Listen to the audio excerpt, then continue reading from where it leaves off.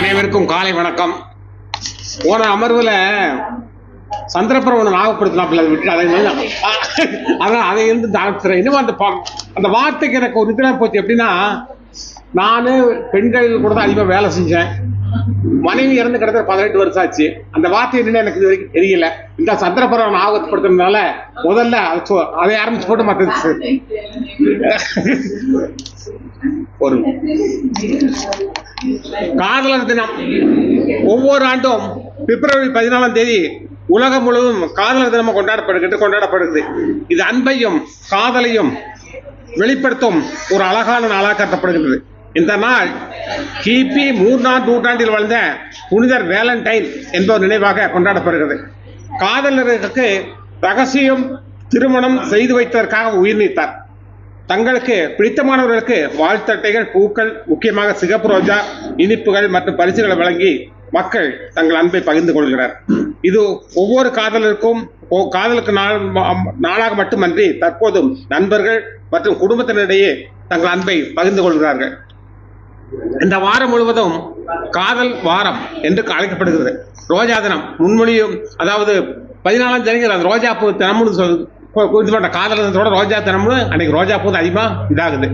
காதலர் தினத்தை பற்றி ஒரு அழகான கவிதை வந்துச்சு. இந்த கவிதை இன்னைக்கு காதலர் தினத்துக்காக அந்த கவிதை இல்லை, காதலர் தினம்.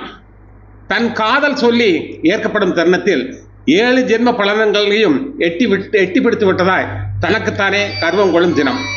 எந்த திசையில் திரும்பும், எவ்வளவு தூரம் பறக்கும், எப்பொழுது அறுபடும் என அறியாவிட்டாலும் காதல் பட்டத்தின் கயிறு நம் கைகளில் தான் என்று கனவு வானத்தில் பறக்கும் தினம். பறப்பது சுதந்திரம் என்று பரவசத்தில் காதலரும் பறத்தல் என்பது ஒரு இடையறாத போராட்டம் என புரிந்து கொள்ள மறந்துவிடும் தினம். நண்பர்கள் மத்தியில் நனைந்த காதல் நினைவுகளை உடைந்து வீசி கதாநாயகரை தன்னை காட்டிக் கொள்ளும் தினம். உண்மையிலிருந்து உண்டானவை சிலர் காதல் வாழ்க்கை தினங்கள். சில உண்மையாக வேண்டியவை, சில ஒருபோதும் உண்மையாகி விடக்கூடாதவை. நாட்காட்டி நாளாக கொஞ்சம் கொஞ்சமாய் மறையும், குறையும், பின் மறையும். இருந்தால் என்ன, நம் நாட்காட்டி நாம் தான் கழிக்க வேண்டும். நல்ல விதமாய் நாளுக்கு என்ன. புதிய வாதை போடும்போது பழைய மரங்கள் என்றும் சாய்க்கப்படாமல் பார்த்தாலே போதும். இறந்த ஒரு வீட்டில் அவர் விருப்பங்களை பேசும் பேசாத பொருட்களின் மௌனங்களாய் காதல் மாறிவிடாமல் இருவர் மனதிலும் உறுதி வேண்டும். குருடியும் செவிடனும் சேர்ந்து பார்க்கும் கூத்து கதையோ இல்லை, ஒன்றும் 2 என்ற கணக்குகளோ அல்ல காதல். ஒன்றோடு ஒன்று இணைந்து ஒன்றாவதே உன்னத காதல். அம்புவோல் நிமிர்ந்த ஆணும் வில்லுவோல் விளையும் பெண்ணும் வாழ்வில் இணைந்து விட்டால் வழக்கேது வம்பேது காதலில் உயிராற்றுகள் தம் காலடியில். இதை பற்றி ஒரு செய்தி வந்துச்சு. உண்மையிலேயே காதலருக்கு இவ்வளவு செலவாகுதா அப்படிங்கிறது ஒரு ஸ்டாட்டிஸ்டிக்ஸ். இந்தியாவில் காதல் பிசினஸ் உலகம் முழுவதும் காதல் தினத்தை முன்னிட்டு மக்கள் செய்யும் செலவு ஆண்டுக்கு சுமார் 12 லட்சம் கோடி முதல் 13 லட்சம் கோடியா. இதில் அமெரிக்கா தான் முதலிடத்தில் உள்ளது. கனடா, பிரிட்டன், சீனா, ஜப்பான் ஆகிய நாடுகளில் காதலர் பிசினஸ் கொடிகட்டி பிறக்கிறது. இந்தியாவில் மட்டும் காதலர் தினம் தொடர்பான வாணிகத்தின் மதிப்பு ரூபாய் 25,000 கோடி முதல் 30,000 கோடி என வரை இருக்கும் என மதிப்பிடுகிறது. 10 ஆண்டுகளுக்கு முன்பு இது 1,000 கோடியாக இருந்தது. இதுல என்ன செய்யுதுன்னா, எல்லா விலைவாசி ஏறின மாதிரி இதே ஏறிடுச்சு. 10 வருஷமா 1,700 ரூபாய் இருந்தது, இன்னைக்கு 25,000 கோடி 30,000 கோடி வரைக்காது. அந்த செய்தியெல்லாம் தெரிஞ்சுக்கிட்டேன்னு சொல்லி சொன்னேன். அடுத்தது, இந்த மாசத்துல 3 பேர் முக்கியமான பிறந்திருக்காங்க. அவங்கள பத்தி சொல்லிட்டு என்னுடைய உரையை முடிச்சுக்கிறேன். சரோஜினி நாயுடு, அதாவது பாரதம் கவிதை 13 வயசுலேயே ஆங்கிலத்தில் கவிதை எழுதுறதுக்கு ஆரம்பிச்சாங்களாம். இவர் பிறந்த நாள் இந்தியாவில் தேசிய பெண்கள் தினமாக கொண்டாடப்படுகிறது. சுதந்திர போராட்டம், மகாத்மா காந்தி வெளியில் இருந்த போது நிறைய போர் இது பண்ணியிருக்காரு. உப்பு சத்தியாகிரகம். இதில் இந்தியாவில் முதல் பெண் ஆளுநர் என்கிற உத்தரப்பிரதேசத்தில் நியமிக்கப்பட்டார். 1925 பெண் இந்தியாவுக்கு ஒரு பெண் முதல் காங்கிரஸ் கமிட்டி தலைவராக இருந்தது சரோஜினி நாயுடு தான். இவர் த கோல்டன் கோல், த வேட் of time, the broken wing ஆகிய இவரது நூல்கள் புகழ்பெற்றதாகும். இவர் ஒரு சிறந்த கவிஞர் மட்டுமல்ல, பெண்ணுரிமைக்காகவும் சமூக முன்னேற்றத்திற்காகவும் தன் வாழ்நாள் முழுவதும் பாடுபட்டவர் வீரமங்கை என்பதில் ஐயமில்லை. அடுத்தது, பூவே சாமிநாதையர். அவர் பற்றியாலும் தமிழ் தாத்தாங்களுடைய அடைமொழி. அதாவது தமிழ் தாத்தா இவர் கரையான் அரிச்சலை ஆற்றில் வீசப்பட்டு அங்க போய் அதில் போய் கூட கொண்டு வீட்டுக்குள்ள வந்திருக்காங்க. சேகரித்த அவைகளை வெறும் நகல் எடுக்காமல் பல பிரதிகளோடு ஒப்பிட்டு ஆய்ந்திருந்து பிழையின்றி அச்சில் பட செய்தார். சங்க இலக்கியங்கள் சிலப்பதிகாரம், மணிமேகலை, சீவகசிந்தாமணி போன்ற பெரும் காப்பியங்கள் நம் கையில் இருக்க இவர் தான் முக்கியமானவர். இவருடைய ஆசிரியர் தேப்போ மீனாட்சிவர் என்பது குறிப்பிடத்தக்கது. தன் ஆசிரியர் மீது மிகுந்த மதிப்பும் மரியாதையும் வைத்திருந்தார். அவர் தன் ஆசிரியை பார்க்க செல்லும் பொழுது காலில் செருப்பணி செல்ல மாட்டாராம். தன் வீட்டிற்கு ஆசிரியர் வேற வச்சிருக்கார், ஊவேசா இல்லம் என்று. இவருடைய புகழ் என்றென்றும் நிலைத்திருக்கும். அடுத்தது நம்ம மொரார்ஜி தேசாய் பற்றி சொன்னோம்னா, அவரு பிப்ரவரி 29 பிறந்தாரு. அதனால 4 வருஷத்துக்கு ஒரு பிறந்தநாள் கொண்டாடுவாராம். அது எளிமையா தான் கொண்டாடுவார். ஆனா இந்தியாவின் 4வது காங்கிரஸ்ல தான் ஃபர்ஸ்ட் பிரைம் மினிஸ்டர் வந்திருக்காரு. அப்புறம் அதிகபட்சம் நம்முடைய நிதி அறிக்கை பார்லிமெண்ட்ல சமர்ப்பித்தவர். இந்திய வரலாற்றில் 10 முறை, அதாவது 10 முறை பத்தி சாதிக்கிறார். அதாவது இந்திய 2 விருது வாங்கினவர் இவர் ஒருத்தர் தான். இந்தியாவின் மிக உரிய விருதான பாரத ரத்னா, பாகிஸ்தான் மிக உரிய விருதான நிகான்கி பாகிஸ்தான் ஆகிய 2 விருதுகளையும் பெற்றவர். அவர் என்ன சொல்ல, எளிமையின் மறு உருவம் தான் சொல்லணும். அவர் மகாராஷ்டிரால முதலமைச்சர் இருந்திருக்காரு. அப்போ அவர் மக அப்ப இன்டர்மீடியட், அது இதுல நம்ம +2 சொல்ற மாதிரி நல்ல அதுக்கு மருத்துவராகணும்னு ஆசை. ஐயா மருத்துவரையாவது தெரிஞ்சுக்க வேண்டிய மருத்துவராகணும்னு ஆசை.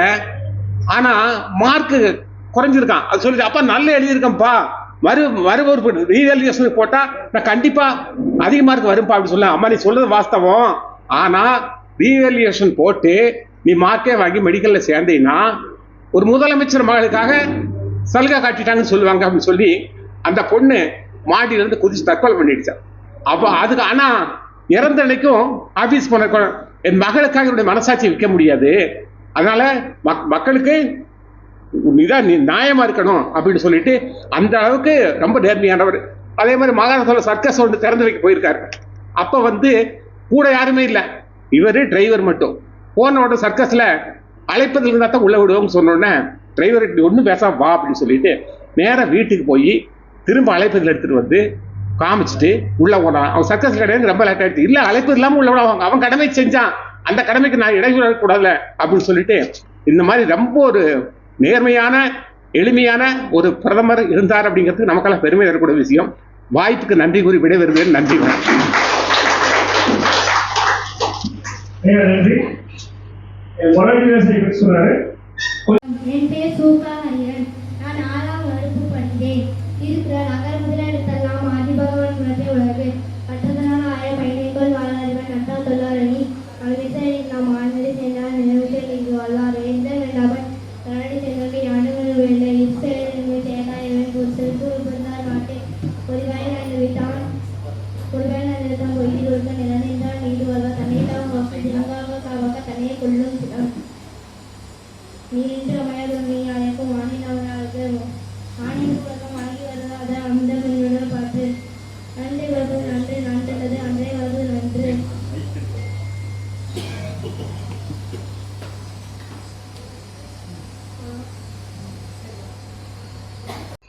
நறு நெய்யொடு பால் தயிர் ஆடினாய் ஆடினாய் நறு நெய்யொடு பால் தயிர் அந்தனர் பெரியார் சிற்றம்பலம் நாடினாய் இடமானரும் கொன்றை நயந்தவனே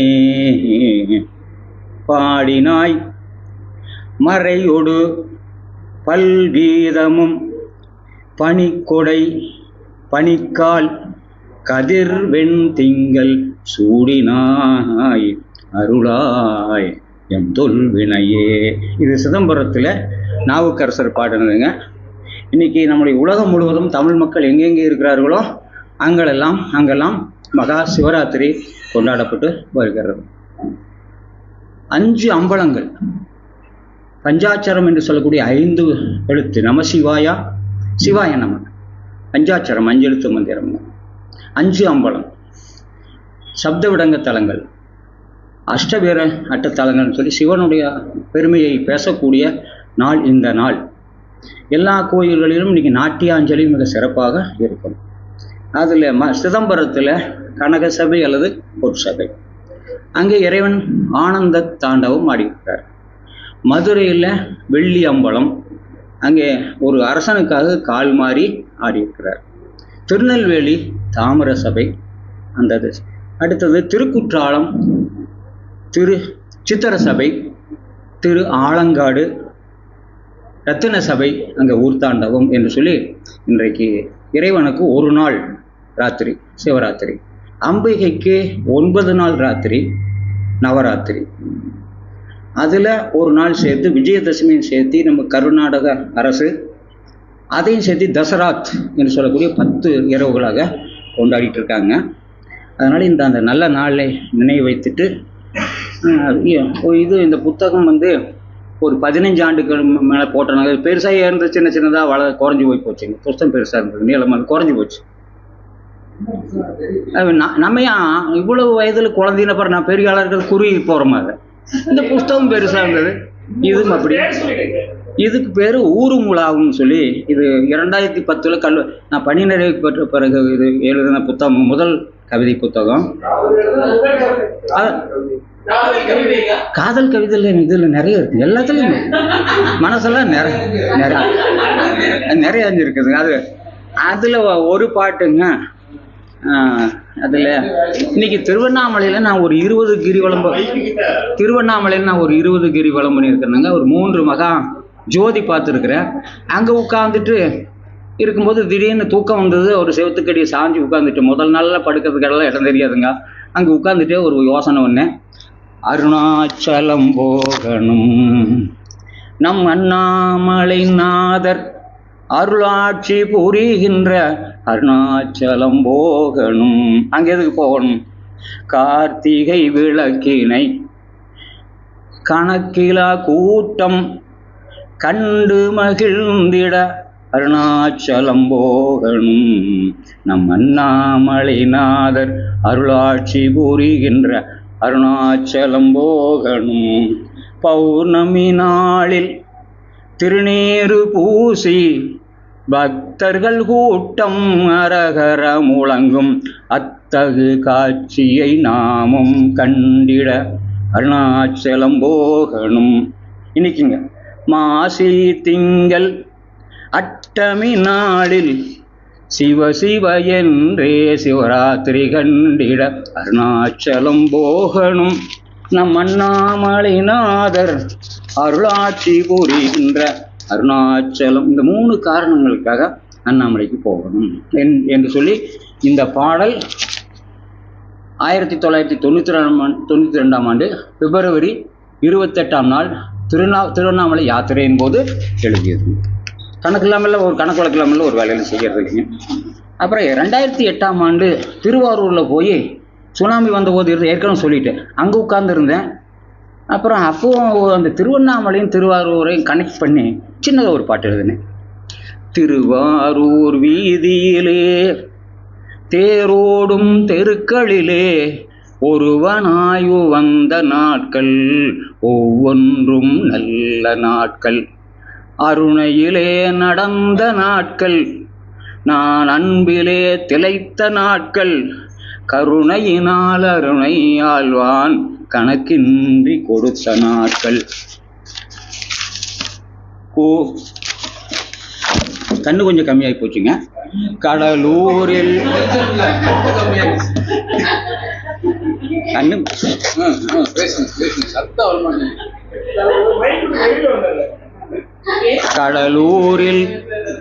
கடலூரில் அலைந்த நாட்கள், நான் காவிரியில் பொண்ணு தேடி போன இடத்துல குதிச்சா இழுத்து போச்சுங்க.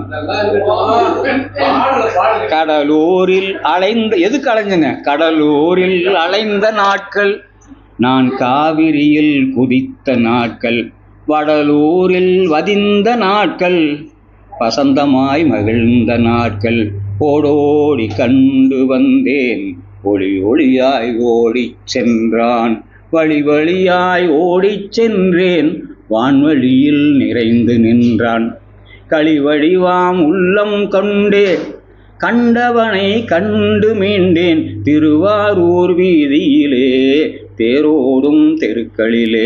ஒரு ஆள் போய் உட்கார்ந்துட்டு விடிய அதெல்லாம் பார்த்துட்டு இருந்ததுங்க. அதைத்தான் வேற ஒன்றும் பண்ணல.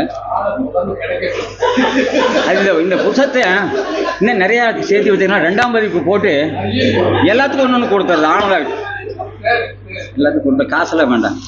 இப்போ நான் வந்து நம்ம இடத்துக்கு வந்துடுறேங்க. எங்கே இருக்குன்னு கண்ணு கொஞ்சம் மோசமாகி போச்சு, வேற ஒன்றும் இல்லை. நம்ம இன்னைக்கு திருக்குறள்லைங்க குழந்தைகள்லாம் நிறைய வந்திருக்காங்க. கண்ணாடியில் நம்ம கண்ணவே மாற்றவங்க கண்ணாடி மாற்றி போகிற இல்லைங்க.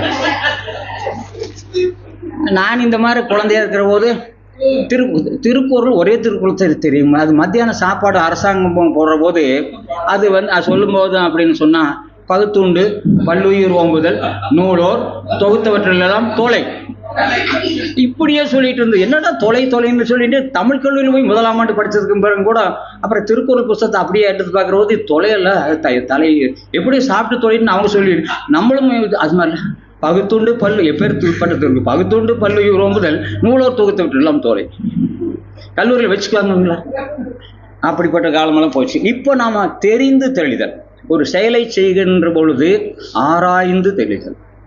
ஆய்ந்தாய்ந்து கொள்ளாதான் கேண்மை கடைமுறை தான் சாம் துயரம் திரும்புறதுனால எந்த வேலையை செஞ்சாலும் கொஞ்சம் கவனமா செய்வாங்க. இத்தனை பேர் உட்கார்ந்துருக்காங்க, வாய் தவறி ஏதாவது ஒன்று சொல்லி போட்டோம்னா தீர்ந்து போகும். அதனால இந்த பார்த்துக்கோணுங்க. எல்லாம் எத்தனை பேருக்கு கோபம் இருக்குதோ எத்தனை பேருக்கு குணம் இருக்குதோ எனக்கு தெரியல. ஆமா, அதுவே பேராசிரியரையாவா இருக்காங்க.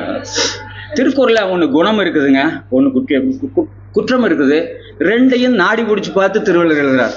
அந்த காலத்துல மருத்துவர்கிட்ட போனோம், உடனே நாடி பிடிச்சி பார்த்து செலஸ்கோப்பை வச்சு கை காலு முதுகு எல்லாத்துலையும் வச்சு பார்த்துருவாங்க. இப்போ அப்படி இல்லை, தொடர்றதே கிடையாது. 500 ரூபாய்க்கு பணமுங்க. இந்த நான் MDDM நான் காசே கொடுக்குறதில்ல, மருத்துவர்கிட்ட போன கிட்ட போவாங்க. அம்மா இருந்தா கொஞ்சம் பயந்துட்டு கொடுத்துருவேன். ஐயா இருந்தா தர்ம சிந்தனை நாம போய் கெடுக்க கூடாதுன்னு பேச வந்துருவேன். குணம் நாடி குற்றமும் நாடி, பாருங்க, குணம் நாடி குற்றமும் நாடி அவற்றுள் மிகை நாடி மிக்க கோளல். மிக்க கோளல்னா மிக்க கொள்க, அது வியங்கோல் வினைமுற்று. இது அள்ளுன முடியாததுனால அல்லீற்று எங்கள் வாழ்க வாழிய அந்த மாதிரி சொன்னோம்னா அப்படி வாழ்த்துதல் வைதல் விதித்தல் இப்படி. இதுல என்ன குழல்னா அல் அப்படிங்கிறனால அல்லீற்று இலக்கணம் இல்லைன்னா திருக்குறள் காணாமல் போயிருக்கும் இல்லைங்களா? அதை சொல்லி வைக்கலாங்க. அப்போதைக்கு போதே குணம் நாடி குற்றமும் நாடி அவற்றுள் மிகை நாடி மிக்ககள். குணமும் குற்றமாகிய 2 பண்புகளும் உடையவர்களே உலகத்தில் இருப்பதால் ஒரு வேலையை ஒருவரிடத்தில் ஒப்படைக்கும் போது அவர்களுடைய குணங்களை மருத்துவருக்கும் தான் வழக்கறிஞருக்கும் தான். ஏன்னா கவிஞர் தெய்வம், கடவுளர் தெய்வம், கவிஞர் தெய்வம், மருத்துவர் தெய்வம், வழக்கறிஞர் தெய்வம், சந்திரபிரியம்மாவும் தெய்வம். ஆறுமுகத்துக்கு சொல்ல வேண்டியது. அவர் ஏற்கனவே சுப்பிரமணியம் அவரும் கடவுள், ஐயாவும் கடவுள். உங்களை முருகன் பேர் இருக்காங்க, நமக்கு தான் கடவுள். நம்ம வேலை கடவுள் கிடையாது. குணம் அதுல ஒரு வேலை தரும்போது அவங்களுடைய குணங்களை வந்தது ஒரு மேத்தமெட்டியனா எல்லாம் ஓடி போயிடுவாங்க. பக்குவமாக கொண்டு வந்து சேர்க்கணும். குணம் நாடி ஆராய்ந்து பின் அவர்களுடைய குற்றங்களையும் ஆராய்ந்து அந்த 2 பகுதிகளும் எதில் மிகுந்ததை இருக்குதோ அந்த மிகுந்ததை அளவாக கொண்டு அவர் தகுதி இன்மையை மோசமாக இருந்ததுன்னா அது துணிதல் வேண்டும். எது மிகுதி என தெரிந்து தெளிந்து அந்த வேலையை அவரிடம் ஒப்படைக்க வேண்டும் என்பதைத்தான் இந்த திருக்குறள் பாடல் சொல்லுகிறது. இது அறத்துப்பாலில் இருக்கக்கூடிய 70 அவங்களுக்கு தான் சரியா கணக்கு தெரியும். நம்ம கணக்கு கொஞ்சம் கம்மிங்க. அதனால திருக்குறள்ல ஒரு 70 நம்ம இருக்கிற மாதிரி இருக்கு. 78ங்களா? அறத்துப்பால் 38. மறுபடியும் எங்கேயும் போயிட்டுனுங்க. 30 அறத்துப்பால் 30 பொருட்பால் இருக்கு. அதுல ஒரு 70 இருக்கு. 38 நினைக்கிறேன். 38 அதுல 38 70 25 காமத்துப்பால் குறைஞ்சு போச்சு. அதுல இருந்துட்டோம்னா சிக்கலா இப்போ அது குறைச்சிட்டாரு, வேற ஒண்ணும் இல்லைங்க. இதுல பொருள்பால் இப்போ அறத்துப்பால் சொல்லிட்டேன். நான் திருக்குறள் 10 சொல்லிட்டு இருந்தேன். நிறைய பேருக்கு காணாம போயிட்டாங்க, இப்போ தான் வந்து சேர்ந்துருக்காங்க. அதனால அதிகமாக சொல்றது இல்லைங்க. அடுத்தது இப்போ அரங்கு நிறைஞ்சிருச்சு. நான் கொஞ்சம் நேரம் கழிச்சு வந்திருந்தேன்னா எனக்கு இங்கே சீட் கிடையாது, ஹாஸ்பிட்டல் சீட் கிடைச்சிருக்கு. அதனால அந்த ஓரம் அண்ணனும் எனக்கு பிறகுதான் வந்தார், முதல்ல வந்தாரு, இருக்குங்க. அடுத்தது பொருள் செயல் வகைகள்ல ஒரு திருக்குறள் 76வது திருக்குறள். இல்லாரை எல்லாரும் எள்ளுவர். எள்ளுவர்னா இகழ்வர். பணம் இல்லைன்னா எங்கேயும் போனாலும் மதிக்க மாட்டாங்க. பணம் இருந்துன்னா ஓடி போய் கதவு திறப்பாங்க. இல்லைன்னா நம்மளை யாரை வந்துட்டு போறோம், நமக்கு என்ன. பொருள் முக்கியமானதுங்கிறது. இல்லாரை எல்லாரும் எள்ளுவர். செல்வரை எல்லாரும் செய்வர் சிறப்பு. செல்வரை எல்லாரும் சிறப்பு செய்வர். உரைநடை, பொய்டிக்கல் ஆர்டர். பாட்டுன்னா இப்படி அதை கொஞ்சம் மாற்றிட்டோம்னா திருக்குறளில் சொற்களை கொண்டு கூட்டி பழகணும். திருக்குறள் நேர பொருளே சொல்லாது. எதுக்காக சொல்லியிருக்காங்க, ஏன் சொல்லியிருக்காங்கன்னு சொல்லி கொஞ்சம் ஆழமாக உள்ளே இறங்கி பார்த்தோம்னா திருக்குறளுக்கு திருக்குறள் சொல்லிடுறாங்க. ஒரே சொல்கிறது ரொம்ப கடினமான வேலை. அதனால் இதில் என்ன சொல்கிறாரு, இல்லாரை எல்லாரும் எல்லுவர் செல்வர் எல்லாரும் செய்வர் சிறப்புங்கிறதுல எல்லாரும் அதில் எல்லாரும் சிறப்பு செய்வர் என்ப மாற்றி சொல்ல வேண்டும். இல்லாரை எல்லாரும் எல்லுவர் என்பது மற்ற எல்லா நன்மைகளும் உடையவராக இருந்தாலும், கல்வி கேள்வி பொறையுடைமை எல்லாம் இருந்தாலும் கூட அவங்க கிட்ட செல்வம் இல்லாவிட்டால் அது வீணாக போயிடும். அம்மா மதிக்க மாட்டாங்க. தாய் உட்பட எல்லாரும் நம்மை தாழ்வாகவே கருதுவார்கள். செல்வரை எல்லாரும் சிறப்பு செய்வார்கள். ஏன்னு சொன்னா வேறு ஒரு நன்மையும் இருக்காது. அவங்கிட்ட பணம் மட்டும் இருந்துச்சுன்னா அரசர் உட்பட எல்லாரும் மதித்து சிறப்பு செய்வார்கள். எங்க ஊர்ல ஒருத்தர் குறைவா படிச்சாங்க, நல்ல மனிதர். கோயில் கட்டுறதுக்கு 1 கோடி ரூபாய் செலவு பண்ணதுல முக்கால்வாசி பணம் அவருதுங்க. எங்க கோயில் இன்னைக்கு சிவராத்திரி அங்க போயிட்டு தான் ஓடியாந்தேன். ஆனா அவருக்கு அவ்வளவு பணம், கொஞ்சமா படிச்சிருக்காரு. எவ்வளவு பணம் வருதுங்க மாசம், எல்லா பக்கம் நிறைய கட்டி போட்டாங்க, அத்தனை பணம் வருது. ஆனால் அந்த சபையில் வந்து பேசணும்னா இல்லைங்க நீங்களே பேசிங்க, நீங்கள் எல்லாம் நல்லா இருந்து போயிடுறாங்க, அவ்வளோதான் இப்போ பேச முடியுது. அப்போ படிப்பு ரொம்ப முக்கியங்கிறது முடியும். படிப்பு இல்லாவிட்டால் ஒன்றும் இல்லை. அதில் வேறு ஒரு நலன் இல்லாதவர்களானும் செல்வர் இருக்கணும்னா அரசனும் அமைச்சரும் நம்மகிட்ட வருவாங்க. இன்னும் எள்ளுதல் இருந்தாருன்னா பார்த்தாலும் இந்த இகழ்வர் என்பதுக்கு நம்ம இப்போ பணம் இல்லைன்னா பார்த்தாலும் பார்க்காம அது போச்சு. ஏன்னா பார்த்தோம்னா டீ கடை பக்கம் வந்தோன்னா வாங்க ஒரு டீ குடிக்கலாம்னு இவர் கூட்டிட்டு போய் அங்கே உட்கார வச்சு செலவு வச்சுருவார். அதனால் பார்த்தும் பார்க்காம போயிடுவாங்க, பேசாமையும் போயிடுவாங்க. இது சிறப்பினுடைய செல்வம். பணம் இருந்தால் அரசன் பட்டம் அளிப்பார். நிறைய பட்டங்கள் கொடுப்பாங்க அரசாங்கம் கொடுக்கு. அரசனும் பெற்றோரும் தவிர பிறரெல்லாம் அவங்க 2 பேரும் யாருக்கிட்டே கையெழுத்து கும்பிட மாட்டாங்க. அரசரும் பெற்றோரும் பசங்களை கும்பிட வேண்டிய அவசியம் இல்லை. ஆனால் மற்றவர்கள் எல்லாம் கை ஊப்பி, பணம் இருந்தால் கை ஊப்பி வணங்குவார்கள். அவங்க வந்தாச்சுன்னா மதிப்பான இருக்கை வைப்பாங்க. எதில் இருக்கிறதோ பணம் இருக்கிறதோ, ஒரு அமைச்சர் வந்தாச்சுன்னா நான் இந்த மாதிரியே இருப்போம். அவங்களுக்கு ஒரு நல்ல இருக்கை, பணம் இருந்துச்சுன்னா நல்ல சௌரியமா சிம்மாசனம் மாதிரி இருக்கை போடுவார்கள். அப்போ அவங்க என்ன சொன்னாலும் கேட்ப, அவர்களுடைய வேண்டுகோளை நிறைவேற்றுவார்கள். இப்படிப்பட்ட செய்திகளை நம்ம ஔவையார் பாட்டு என்ன சொன்னாங்க, அதிகமான நேரம் போயிடும். கல்லாணை ஆனாலும் கைப்பொருள் ஒன்று உண்டாயின் எல்லாரும் சென்று அங்கு எதிர்கொள்வர். இல்லானை இல்லாலும் வேண்டால் மற்றும் ஈன்றெடுத்த தாய் வேண்டால் செல்லாது அவன் வாய்ச்சொல். நம்ம சொன்னால் யாரும் கேட்க மாட்டாங்க. இதை முடிச்சுங்களா? அடுத்தது காமத்துப்பால் கிடையாது. இந்த எத்தனை நாளைக்கு 70-75 காமத்துப்பால் இருக்குமா? இன்பத்துப்பால், அறத்துப்பால், பொருட்பால், இன்பத்துப்பால்.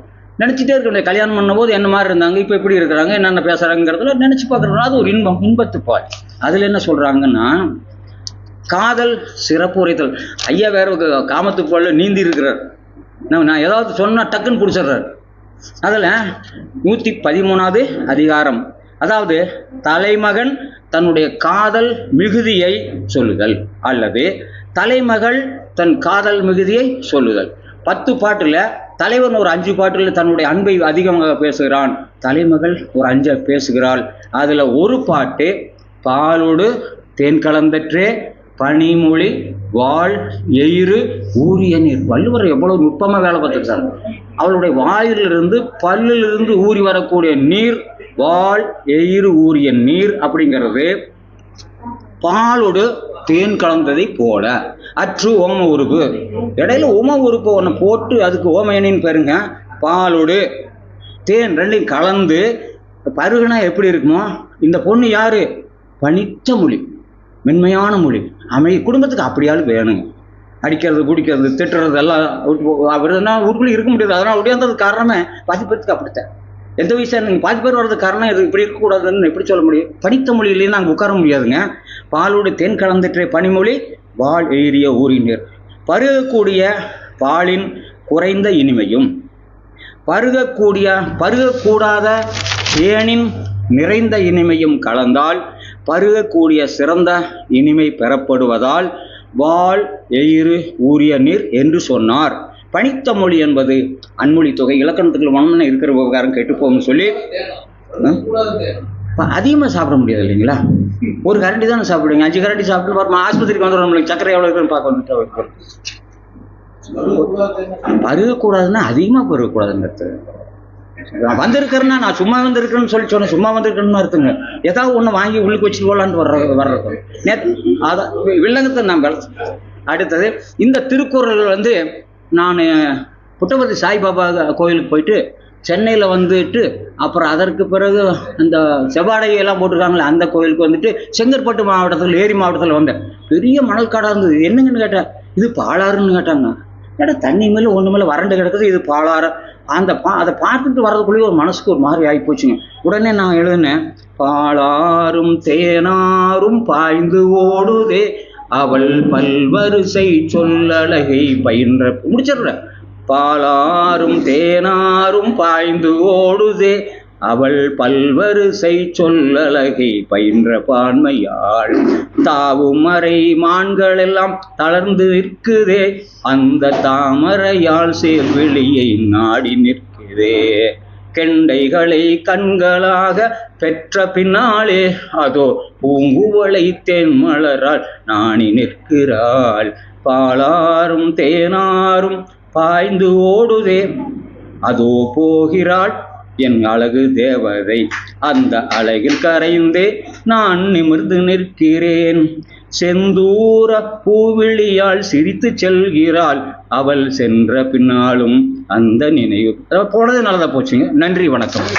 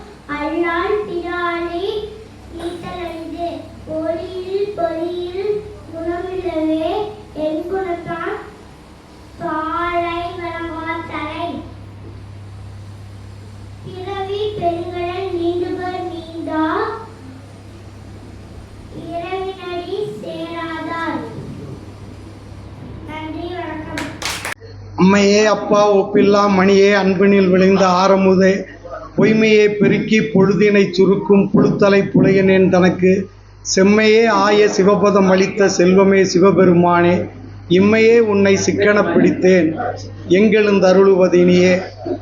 அகர முதல எழுத்தெல்லாம் ஆதிபகவன் முதற்றே உலகு.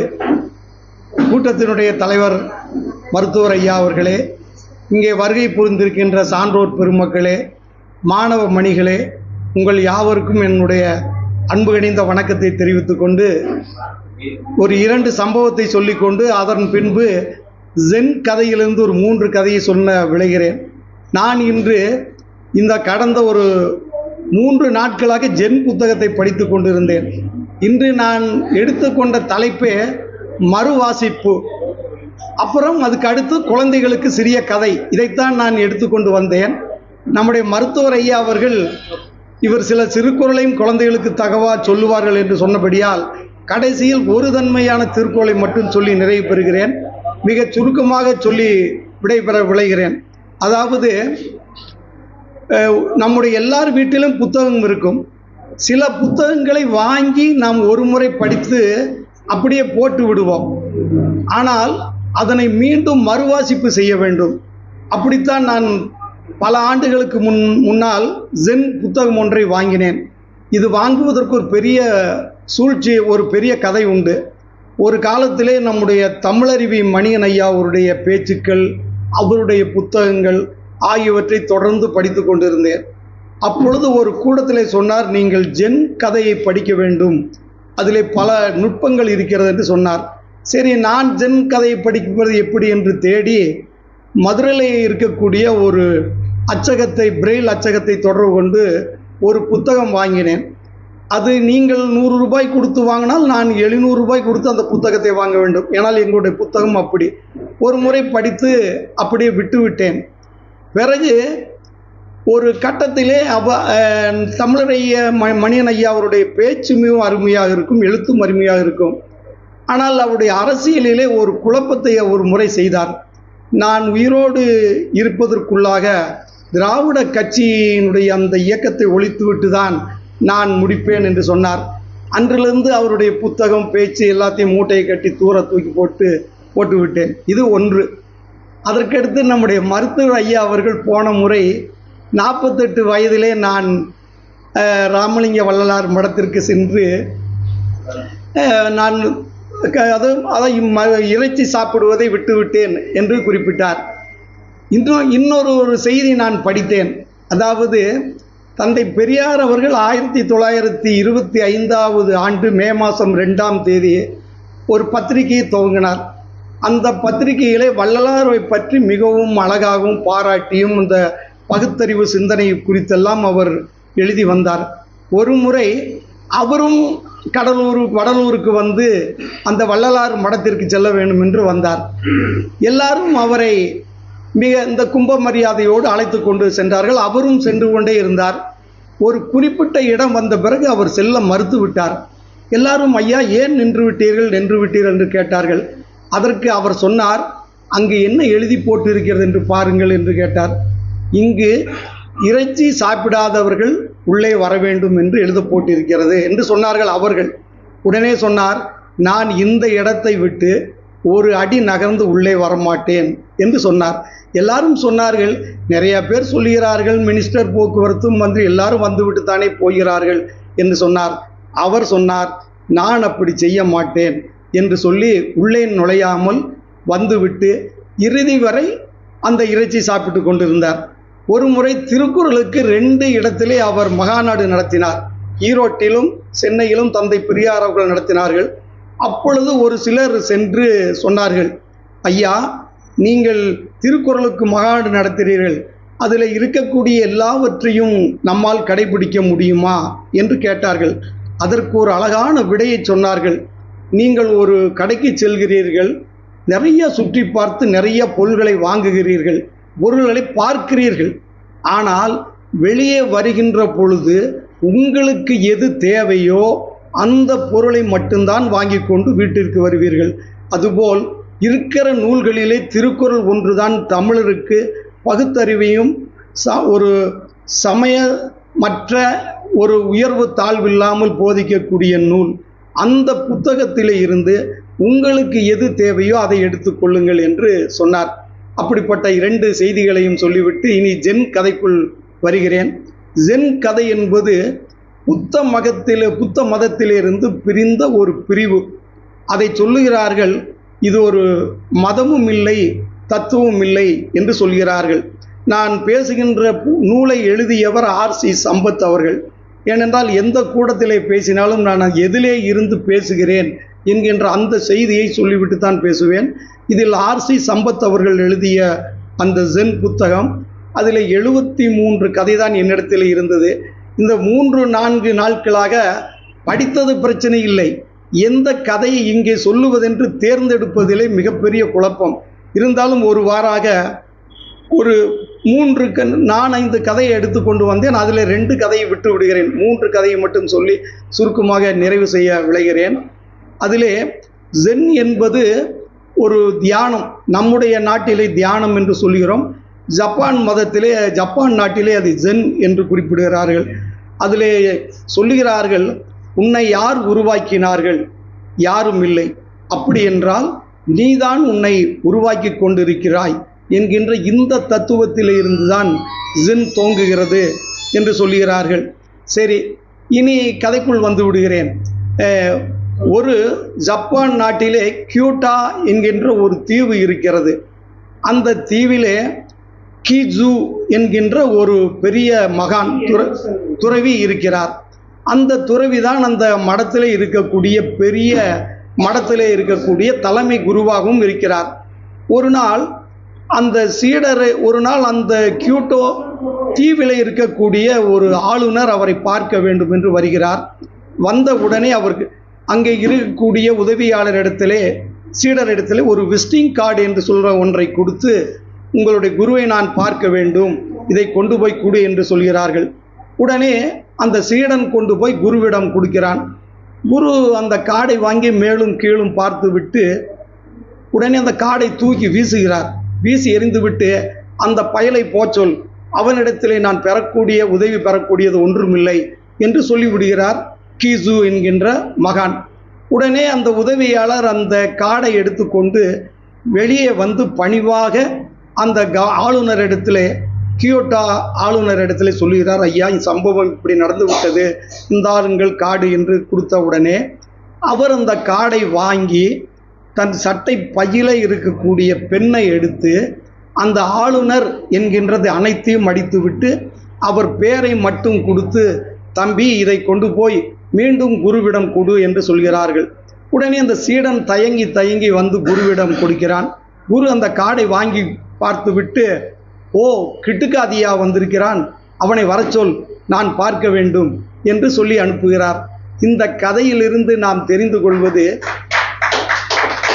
யாராக இருந்தாலும் நம்மிடத்திலே பணிவு வர வேண்டும். அதாவது ஒரு முனிவருக்கு அரசன் துரும்புதான். இது நம்முடைய காலத்திலே அனைவரும் படித்திருப்போம். நம்முடைய பட்டணத்தார் அவர்கள் எல்லா சொத்துக்களையும் விட்டு அந்த ஊரிலே தான் அம்மா இறக்கிற வரை அந்த ஊரிலே தான் இருக்க வேண்டும் என்று சுற்றி கொண்டிருக்கிறார். ஒரு நாள் அந்த ஊரிலே இருக்கிற மன்னர் பட்டணத்தாரை வந்து பார்த்தாராம். ஐயா, நீங்கள் எல்லாம் எங்களுக்கு அரசாங்கத்திற்கு கடன் தரக்கூடிய அளவிற்கு நீங்கள் வசதி படைத்தவர், எல்லாவற்றையும் விட்டு இப்படி வந்து என்னத்தை கண்டீர் என்று கேட்கிறார். அப்பொழுது பட்டணத்தார் சொன்னாராம், நீர் நிற்க நான் அமர்ந்திருக்க. அப்போ பட்டணத்தார் கீழே அமர்ந்திருந்தார், எந்திரிக்கவே இல்லை. ஏனென்று கேட்டால், துறவிக்கு எல்லாம் ஒன்று பணிவு வேண்டும் என்கிறது இந்த கதை. சரி, அடுத்து ஒரு கதை வந்து மௌன யுத்தம். மௌன யுத்தம் என்று சொன்னால், குழந்தைகளை இந்த கதையை நீங்கள் நன்றாக கேளுங்கள். இதிலே ஒரு நுட்பம் இருக்கிறது ஜென் கதையில். அதாவது ஒரு மடத்திலே 2 சகோதரர்கள் இருக்கிறார்கள். அதிலே மூத்தவர் படித்தவர், இளையவர் கொஞ்சம் படிக்காதவர், அவருக்கு ஒரு கண் கிடையாது இளையவருக்கு. அந்த மடத்தினுடைய சட்டத்திட்டம் என்னவென்றால், அங்கு வருபவர்கள் வாத போர் புரிய வேண்டும். வாத போர் புரிந்து வெற்றி பெற்றால் அந்த மடத்திலே தங்கலாம், இல்லை என்றால் அவர்கள் சென்று விட வேண்டும். அப்படிப்பட்ட ஒரு நிபந்தனையோடு அந்த மடம் இருக்கிறது. ஒரு நாள் வெளியூரிலே இருந்து ஒருவர் வந்தார். வந்தவுடனே தலைமை குருவை பார்த்து, ஐயா நான் வாதத்திற்கு வந்திருக்கிறேன், இன்று உங்களோடு நான் வாதம் செய்ய விளைகிறேன் என்று சொல்ல பொழுது, அந்த மடத்திலே இருந்தவர் மூத்த சகோதரர் நன்கு படித்தவர். ஆனால் அன்று அவருக்கு கொஞ்சம் அசதியாக இருந்தவுடனே இளைய சகோதரன் படிக்காதவர், ஒரு கண் பார்வையற்றவர் அவரை அழைத்து, இன்று வந்தவரிடத்திலே நீ கண்டிப்பாக மௌன யுத்தம், மௌனத்திலே தான் நீங்கள் இருவரும் பேச வேண்டும் என்று சொல்லி அனுப்பிவிட்டார். சரி, வந்தவரை அழைத்து கொண்டு அங்கே இருக்கக்கூடிய மண்டபத்திற்கு சென்று 2 பேரும் உட்கார்ந்தார்கள். மௌனத்திலே வந்தவர் ஒரு விரலை காமிக்கிறார். வெளியில் இருந்து வந்தவர் ஒரு விரலை காமித்தார். இங்கே இருக்கக்கூடிய அந்த இளைய சகோதரர் இருக்கிறார் அல்லவா, இந்த ஒரு கண் உடையவர், அவர் 2 விரலை பதிலுக்கு காண்பித்தார். மீண்டும் வந்தவர் 3 விரலை காண்பித்தார்.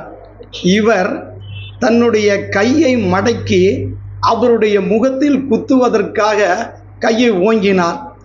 உடனே அந்த குரு வந்து எந்திரிச்சு ஓடி வெளியே வந்துவிட்டு இந்த மூத்த சகோதரரை பார்த்து, ஐயா உங்கள் தம்பி மிகவும் விவரமானவர், இந்த வாதத்திலே அவர்தான் வெற்றி பெற்று விட்டார், நான் இங்கிருந்து சென்று விடுகிறேன் என்று கேட்டார். உடனே தலைமை குரு சொன்னார், சரி அங்கே என்ன நடந்தது அதை சொல்லுங்கள் என்று கேட்டார். சொல்லுகிறேன் என்றார். இப்பொழுதுதான் நீங்கள் கவனிக்க வேண்டும், நான் முதலில் ஒரு விரலை காண்பித்தேன், அதாவது புத்தர் ஒருவர்தான் கடவுள் என்று காண்பித்தேன். அவர் 2 விரலை காண்பித்தார், அது புத்தரும் புத்தருடைய போதனைகளும் என்று அவர் சொன்னார். 3வது நான் 3 விரலை காண்பித்தேன், அதாவது புத்தர், அவருடைய போதனை, அதற்கடுத்து அவருடைய சீடர் ஆகிய 3 பேரும் தான் இந்த புத்த மத சமய வாழ்க்கைக்கு தேவை என்று நான் சொன்னேன். அவர் உடனே கையை மடக்கி என்னை குத்துவதோல் முஷ்டியாக வந்தார். எனவே அதனுடைய அர்த்தம் உண்மை இருந்தால் எல்லாவற்றையும் இந்த 3ஐயும் பெற்றுவிடலாம் என்பது அர்த்தம் என்று சொல்லிவிட்டு அவர் சென்று விட்டார். யாரு வந்தவர்? நான் தோற்றுவிட்டேன் என்று சென்று விட்டார். இப்பொழுது அந்த இளைய சகோதரன் ஒடியாந்து வருகிறார். வந்து மூத்த அண்ணன் இடத்திலே எங்கே அந்த முட்டாள் அப்படின்னு கேட்கிறார். உடனே இவர் மறுபடியும் இவரிடத்திலே கேட்கிறார், அங்கே என்ன நடந்தது சொல் என்று கேட்கிறார். உடனே வந்த இளைய சகோதரர் சொல்லுகிறேன், ஒன்று, அவர் ஒரு விரலை காண்பித்தார், எனக்கு ஒரு கண் இருப்பதாக அவர் சொல்வதாக நான் உணர்ந்து கொண்டேன். 2வது, நான் திரும்பி 2 விரலை காண்பித்தேன், அதாவது எனக்கு ஒரு கண் இருக்கிறது, பரவாயில்லை, உங்களுக்கு இறைவன் 2 கண்களை கொடுத்திருக்கிறார், மகிழ்ச்சி, வாழ்த்துகிறேன் என்று காண்பித்தேன். அவர் 3 விரலை காண்பித்தார், உனக்கு ஒரு கண், எனக்கு ஒரு 2 கண், 3ம் சேர்ந்து 3 கண் என்பதற்காக 3 விரலை காண்பித்தார். எனவே எனக்கு இவர் நம்மை ஒரு இகழ்ந்து கொண்டே இருக்கிறார், இனியும் இவரை விடக்கூடாது என்று சொல்லி கையை மடக்கி நான் குத்த சென்று விட்டேன், அவர் ஒடியாந்து விட்டார் என்று சொன்னார். இதிலே அவர் சொன்ன செய்தி வேறு, இவர் சொன்ன செய்தி வேறு. இதிலிருந்து இந்த கதையில் நாம் புரிந்து கொள்வது என்னவென்றால், வாழ்க்கையில் நாம் அனைவருமே புரிந்து கொள்ளக்கூடியது 4 விடயம்தான் இருக்கிறது. 1 புரிதல், 2 தெரிதல், 3 அறிதல், 4 உணர்தல். இந்த 4ஐ மட்டும் நாம் கடைபிடித்தால் வாழ்க்கையில் வெற்றி பெற முடியும். சரி, இன்னும் ஒரே ஒரு சின்ன கதையை சொல்லி நிறைவு செய்ய விளைகிறேன். இந்த கதையினுடைய தலைப்பு அபத்தமான சொல். ஒரு மடாலயத்திலே ஒரு விருந்து நடைபெற்று கொண்டிருக்கிறது. அந்த விருந்து முடிந்தவுடன் அந்த தலைமை குரு பேச ஆரம்பித்தார். அந்த கூட்டத்திலே இருக்கின்ற ஒருவர், ஐயா, நீங்கள் பேசுவது அபத்தமாக இருக்கிறது என்று சொன்னார். அப்பொழுது அந்த தலைமை குரு சொன்னார், உண்மைதான், நான் பேசுவது உனக்கு அபத்தமாகத்தான் தெரியும், நீ பேசினாலும் இப்படித்தான் இருக்கும், உட்கார் என்று சொல்லிவிட்டு மற்ற துறவிகளை பார்த்து அவர் சொன்னார், நான் பள்ளியிலே படிக்கும் பொழுது எல்லா பேச்சு போட்டிகளிலும் முதல் பரிசு வாங்கினேன், தங்க மெடல் எல்லாம் வாங்கினேன். ஆனால் ஒரு விடயத்தை பற்றி நான் பேச விளையும் போது அதை பற்றி தெளிவாக பேச முடியவில்லை. இது நான் மட்டுமல்ல, ஏனைய துறவிகளும் அந்த விடயத்தை குறித்து பேசுகின்ற பொழுது அப்படித்தான் பேச இருக்கிறது என்று சொன்னார். அது என்னவென்றால், கடவுளை பற்றி நாம் பேசுவதென்பது அது இயலாத விடயம், அது உணரத்தான் முடியும். கடவுள் தன்மை என்று சொல்லிவிட்டு அடுத்து அவர் சொன்னார், நேற்று தானே காதலர் தினம், அதனாலே அவர் சொன்னார், மனித வாழ்விலே காதல், அன்பு, கடவுள், இந்த 3ஐயும் நாம் வார்த்தையால் சொல்லிவிட முடியாது, அதை உணரத்தான் முடியும். ஒன்று, அன்பு செலுத்துகின்ற வகையிலே தான் அன்பை பற்றி தெரியும். காதல் என்பது நாம் அது உணரும் பொழுதுதான் தெரியும். கடவுள் என்பது நாம் ஏதோ வாயிலே சொல்லிவிடலாம், ஆனால் அதை உண்மையாக தியானம் செய்து அதை உணர்வதன் மூலம்தான் முடியும் என்று சொன்னார்கள். இந்த கூட்டம் துவங்குகின்ற பொழுது நம்முடைய ஆர்வம் அவர்களும் சந்திரபிரியா அவர்களும் 2 செய்தியை நம்மிடத்தில் சொன்னார்கள். தாய் தகப்பனை விட்டு சென்று விட்டார்கள் என்று.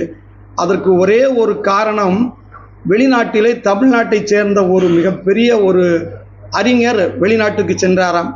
அப்பொழுது அவர் சொன்னாராம், அங்கிருக்கிறவர்கள், நீங்கள் இலக்கியம் இலக்கியம் இலக்கியம் என்று சொல்லிக்கொண்டே இருக்கிறீர்களே, படித்து வேலைக்கு வந்தால் கை நிறைய சம்பளம் கிடைக்கும், இலக்கியத்தை கற்றுக்கொண்டால் என்ன கிடைக்கும் என்று கேட்கின்ற பொழுது இவர் சொன்னாராம், நீங்கள் சொல்வது 100க்கு 100 உண்மை, ஆனால் இலக்கியம் படிப்பதன் மூலம் நீங்கள் சம்பாதிக்கிற அந்த சம்பளத்தையும் குடும்ப வாழ்க்கையும் தான் சரியாக வைத்து நடத்த முடியும். அதற்கு இலக்கியம்தான் துணையாகவும் இருக்கும் என்று தமிழ்நாட்டைச் சேர்ந்த அறிஞர் ஒருவர் சொன்னாராம். இப்பொழுது நீங்கள் சிந்தித்து பாருங்கள், இந்த நடந்த குடும்பத்திலே இருக்கக்கூடிய எந்த ஒருத்தரும் ஏதாவது ஒரு சின்ன இலக்கிய கூட்டமோ இலக்கிய புத்தகமோ நிச்சயம் அவர்கள் படித்திருக்க மாட்டார்கள். படித்திருந்தால் தன்னுடைய தாய் தகப்பன் போன்றவர்களை முழுமையாக கவனிக்காவிட்டாலும் தான் குடிக்கின்ற கஞ்சியாவது கடைசி வரை ஊற்றுவார்கள். இப்பொழுது நம்முடைய மருத்துவர் ஐயாவை நீங்கள் எடுத்துக்கொள்ளுங்கள். 95 வயது வரை அவர் தாயாரை அவர் பராமரித்து வந்தார் என்று சொன்னால் 10, 15, 20 ஆண்டுகளுக்கு முன்னால் ஏதோ ஒரு விடயத்தில் கம்பருக்குள்ளோ அல்லது இலக்கியத்திற்குள்ளோ போய்தான் அந்த மனநிலை வந்தது. சரி, இன்று நான் ஒரு விடயத்தை உங்கள் முன்னே வைக்கிறேன். காலையிலே ஒரு இடத்துல மருத்துவமனை, மாலையிலே ஒரு இடத்துல மருத்துவமனை, இப்படியெல்லாம் இருக்கக்கூடிய மருத்துவர்கள் இருக்கிறார்கள்.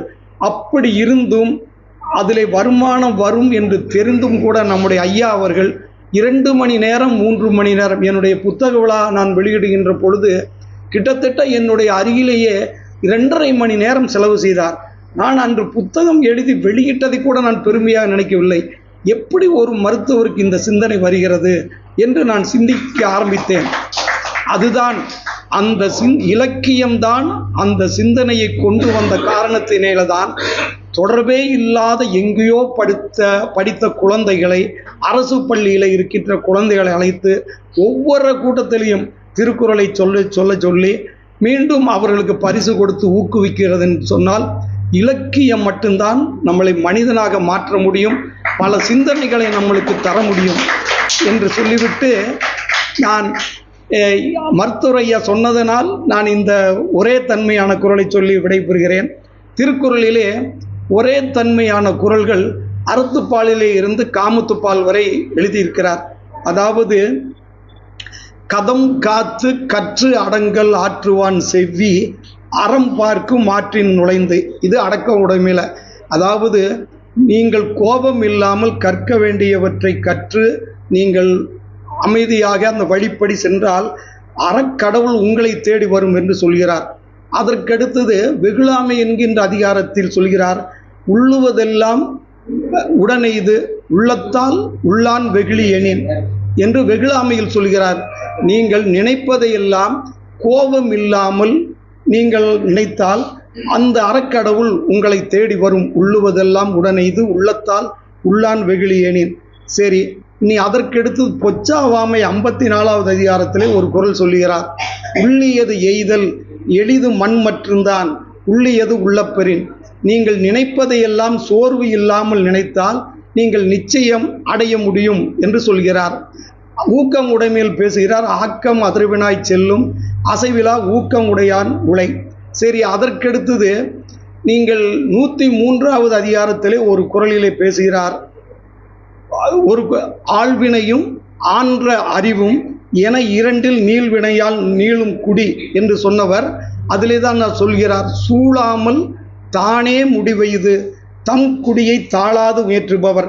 எவர் ஒருவர் எப்பொழுதும் தொடர்ந்து முயற்சி செய்து கொண்டே இருக்கிறாரோ அவரை தேடி அந்த வெற்றியானது வந்துவிடும் என்று சொல்கிறார். சரி, இவ்வளவுதான் சொல்லியிருக்கிறாரா? காமத்துப்பாலிலே ஒரு குறள் சொல்கிறார். 127வது அதிகாரம் அவர்வையின் விதும்பல் 3வது குறள். தோழி கேட்கிறார் தலைவியிடம், சரி, நம்முடைய தலைவன் பொருள் தேட வேண்டும் என்று சொல்லி பிரிந்து வெகு நாள் ஆகிவிட்டது, வரவே இல்லை, இன்னுமா அவர் வருவார் என்று நீ எதிர்பார்த்து காத்து கொண்டிருக்கிறாய் என்று தோழி தலைவியிடம் கேட்கிறார். தலைவி சொல்கிறாள், உரல் நசையி உள்ளம் துணையாக சென்றார் வரல் நசை இன்னும் உளையன். அவர் ஒன்றும் சும்மா போகவில்லை, ஊக்கத்தை துணையாக கொண்டு வெளிநாட்டிற்கு பொருள் தேட சென்றிருக்கிறார், நிச்சயம் வருவார் என்று நம்பித்தான் நான் காத்திருக்கிறேன் என்று சொன்னார். அதனாலே நான் இந்த சபையிலே சொல்வது என்னவென்றால், ஆரம்பத்திலே நம்முடைய சந்திரபிரியா அவர்கள் சொன்னார்கள், எல்லாருக்கும் பேச வாய்ப்பு தடையாக இருக்கிறது, சிலவர்களுக்கு முடியாமல் கூட போய்விடுகிறது என்று சொன்னார்கள். நிச்சயம் நான் உங்களுக்கு இன்று ஒரு உறுதி கொடுக்கிறேன். 4 கூட்டங்களுக்கு 4 கூட்டத்திற்கு வந்தால் நீங்கள் ஒரு கூட்டத்திற்கு எனக்கு வாய்ப்பு கொடுத்தாலே போதும்.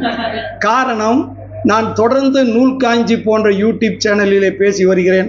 அது மட்டும் இல்லாமல் நெட்டு மூலமாக இன்று பல இடங்களிலே பேசிக்கொண்டிருக்கிறேன்.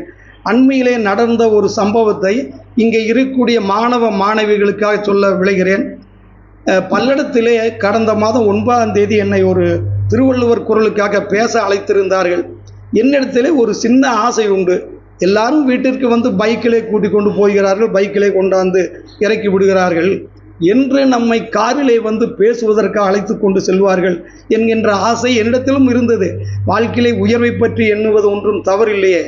அன்று அவர்கள் காரிலே வந்து என்னை வீட்டிலிருந்து அழைத்து கொண்டு போய் திருக்குறள் பேச்சிலே பேச வைத்து 45 நிமிடம் பேசினேன்.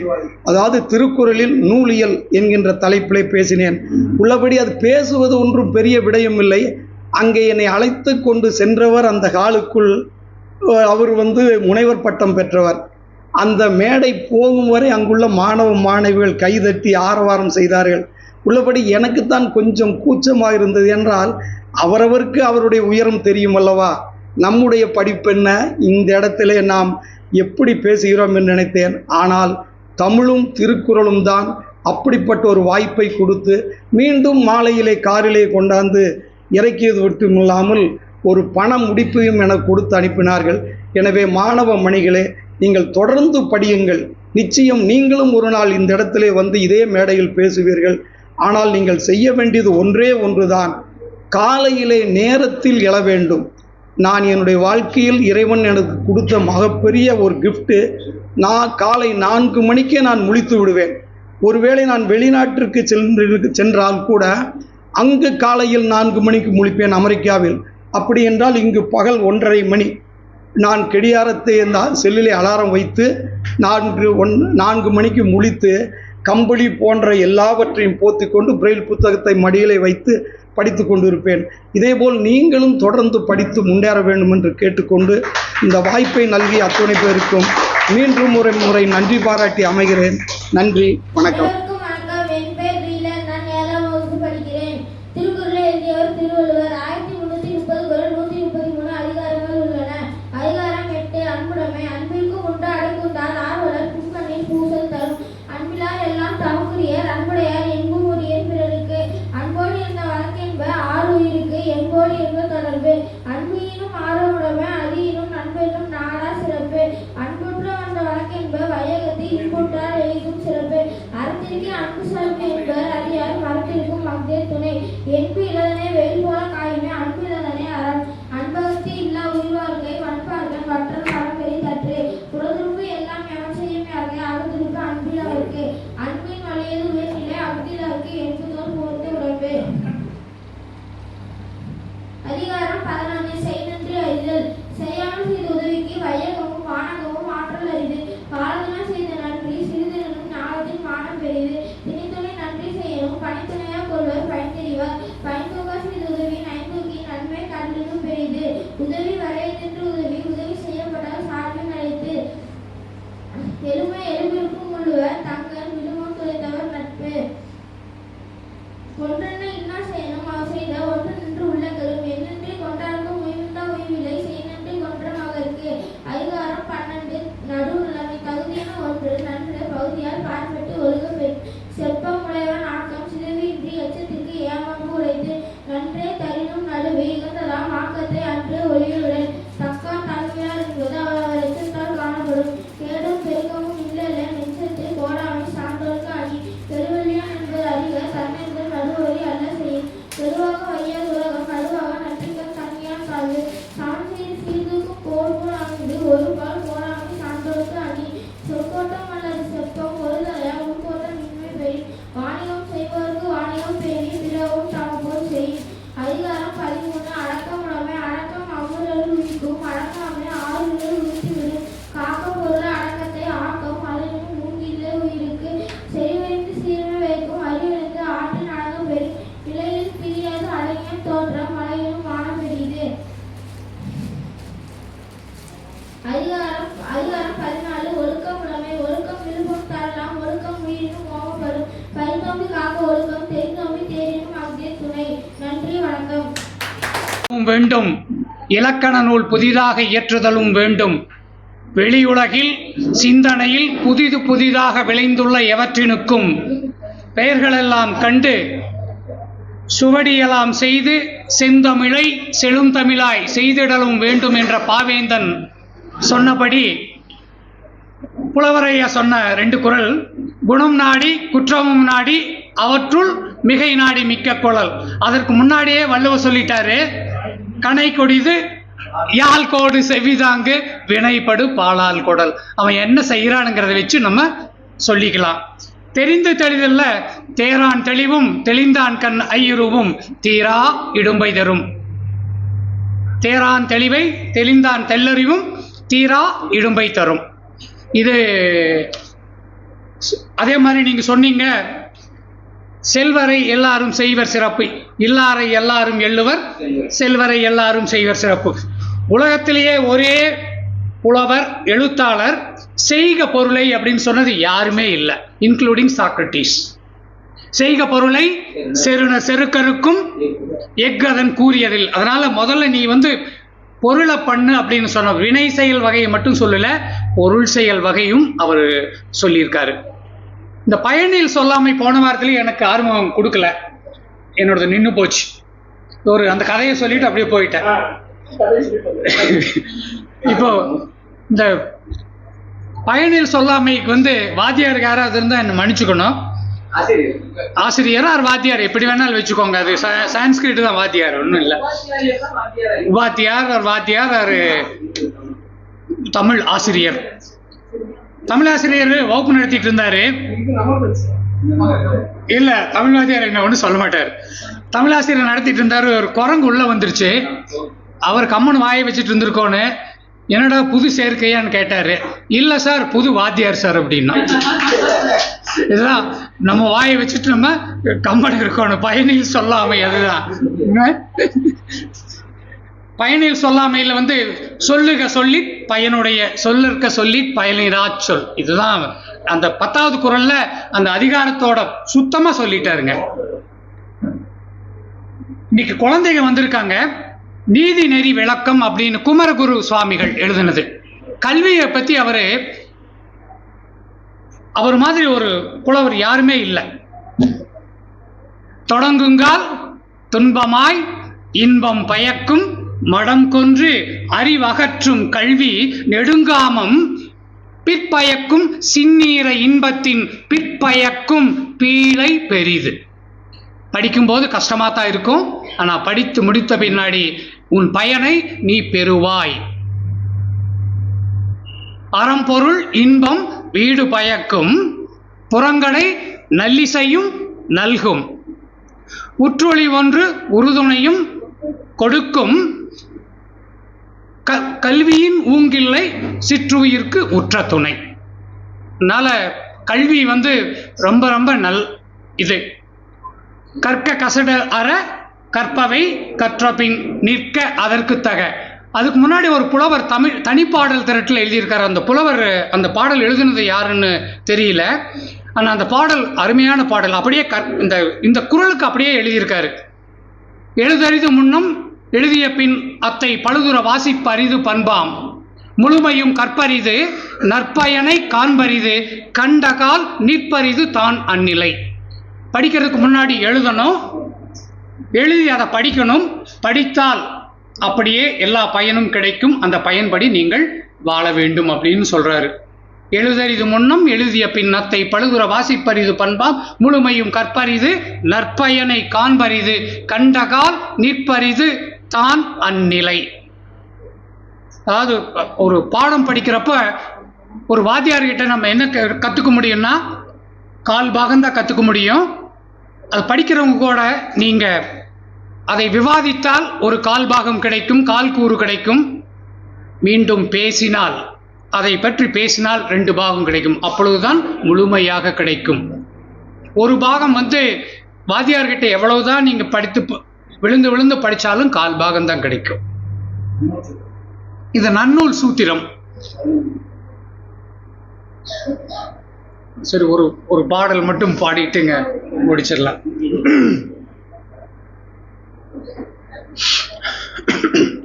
செய்குவம் கொல்லோ நல்வினை. எனவே ஐயம் அறார் கசடு ஈண்டு காட்சி நீங்கா நெஞ்சத்து துணிவில்லோரே. யானை வேட்டுவன் யானையும் பெருமே, குறும்போல் வேட்டுவன் வரும் கையும் வருமே. அதனால் உயர்ந்த வேட்டத்து உயர்ந்திசைனோர்க்கு தொய்யா உலகத்து நுகர்ச்சியும் கூடும். தொய்யா உலகத்து நுகர்ச்சி இல்லெனின் மாறி பிறப்பின் இன்மையும் கூடும். மாறி பிறவார் ஆயினும் இமயத்து கோடுயர்ந்த தன்னிசை நட்டு தீதில் யாக்கையோடு மாய்தல் தவத்தலையே. மாய்தல் தவத்தலையே. கோப்பெருஞ்சோழன் என்ன சொல்றாரு, நல்ல செயல்களை செய்வதற்கு தயங்கி நிற்காதீர்கள். அந்த மாதிரி தயங்கிட்டு இருக்காதீங்க. யானை வேட்டைக்கு போனவன் யானையை பெற்று வருவான், 2 காடையை பிடிச்சிட்டு வரலான்னு காட்டுக்குள்ள போனவன் வெறுங்கையில வருவான். அதனால உயர்ந்த எண்ணங்களோடு உயர்ந்த உள்ளத்தோடு நீங்கள் உங்கள் காரியங்களை செய்தால் தொய்யா உலகம், பெரிய வானுலகம் உங்களுக்கு கிடைக்கும். வானுலகம் கிடைக்காவிட்டாலும் நீங்கள் மாறி பிறக்காத நிலைமையும் கிடைக்கும். அப்படி நீங்கள் மாறி பிறந்தாலும் இமயமலையை போன்ற புகழோடு இந்த உலகத்தில் மாய்வீர்கள் என்று அவர் புறநானூற்று பாடலில் எழுதியிருக்கார். நன்றி, வணக்கம்.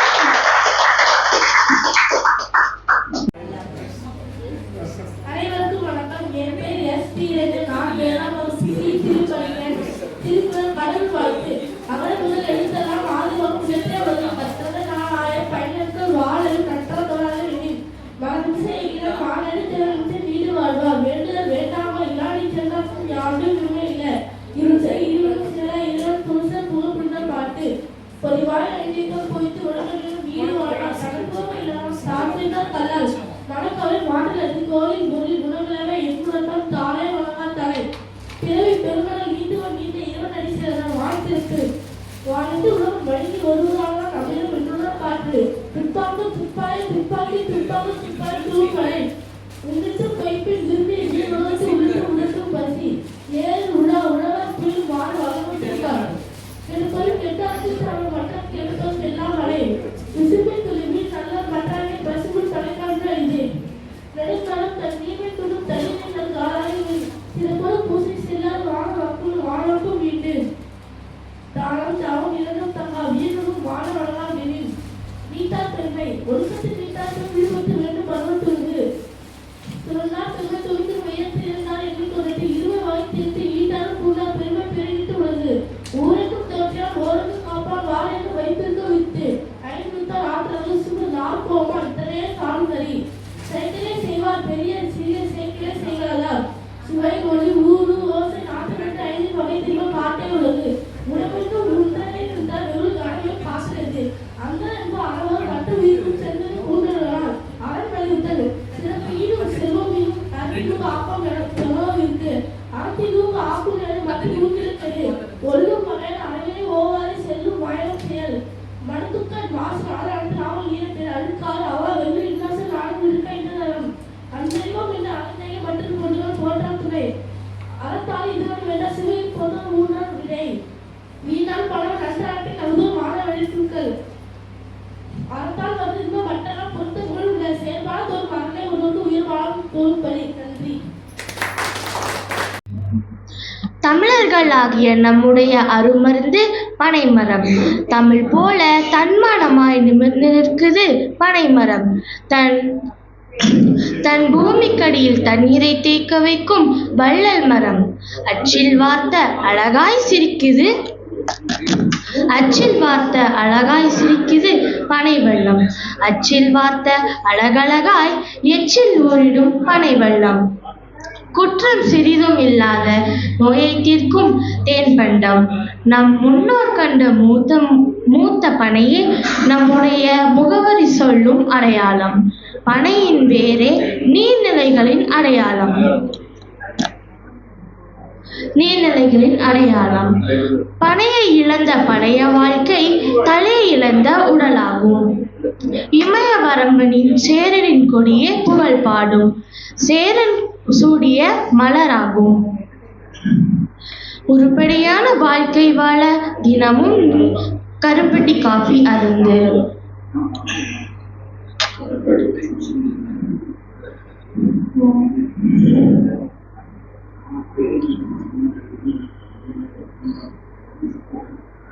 நம்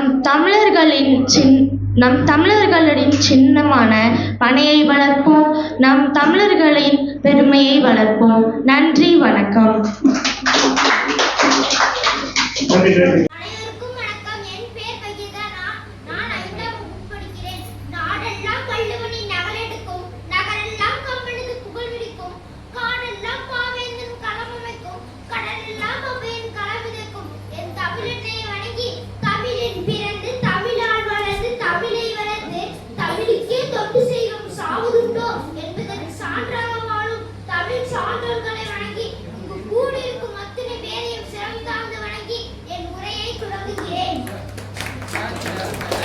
ஒவ்வொரு மதத்தவருக்கும் தனித்தனியாக பண்டிகைகள் விழாக்கள் உண்டு. ஆனால் இந்திய பண்டிகைகளும் ஒவ்வொரு இந்தியரும் சேர்ந்து கொண்டாடும் விழாக்களில் முக்கியமான நாள். எல்லோரும் ஓர் குலம், எல்லோரும் ஓரினம், எல்லோரும் இந்திய மக்கள் என்பதற்கு சான்றாக மக்களே உருவாக்கிய ஒரு குடியரசு உருவான நாள்.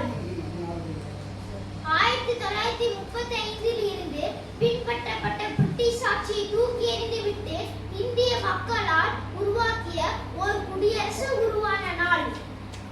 அகிம்சை வழியில் போராடிய அண்ணல் காந்தியும் அதிரடியாக போராடிய சுபாஷ் சந்திர போஸும் கண்டம் கடந்து கப்பலோட்டி வீர தமிழனும் சிறையின் படியேறி தடியில் அடி வாங்கி யுத்தம் செய்து ரத்தம் சிந்திய சுதந்திர போராட்ட வீரர்களின் எண்ணத்தில் நிரம்பி இருந்தது இந்த நாளுக்காகத்தான். இந்திய நாடு 1947ஆம் ஆண்டு ஆங்கிலேயரை ஆதிக்கத்தில் இருந்து வென்றபோது இத்தகைய குடியரசு ஆட்சி முறைதான் இந்திய நாட்டிலேயே சிறந்த ஆட்சி முறையாக கருதிய குடியரசு தலைவர்கள் ஜனவரி 26, 1950ஆம் ஆண்டு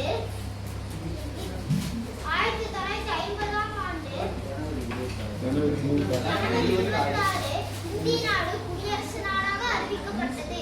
யானை கட்டி போரடிக்கும் பாண்டிய நாட்டிலும், பொன்னி வீடு தோறும் தீபம் ஏற்றும் சோழ நாட்டிலும், தென்னை நீர் சொரியும் சேர நாட்டிலும், நான் பிறந்த நாட்டில் வேறு எந்த நாடு பெரியது? இங்கு ஆணும் பெண்ணும் வாழும் வாழ்க்கையே இனியது என்கிறார் கவியரசன் கண்ணதாசன். தனி மனிதன் சமுதாயத்தை சிந்திப்பதும் சமுதாயம் தனி மனிதனை சிந்திப்பதும் வேண்டும். தனி மனிதன் வேறு சமுதாயம் வேறு என்பது இல்லை. ஒவ்வொரு குடிமகனும் தன்னை மட்டும் வளர்த்துக் கொள்வதுடன் சமுதாயத்தையும் வளர்த்துக் கொள்ள பாடுபட வேண்டும்.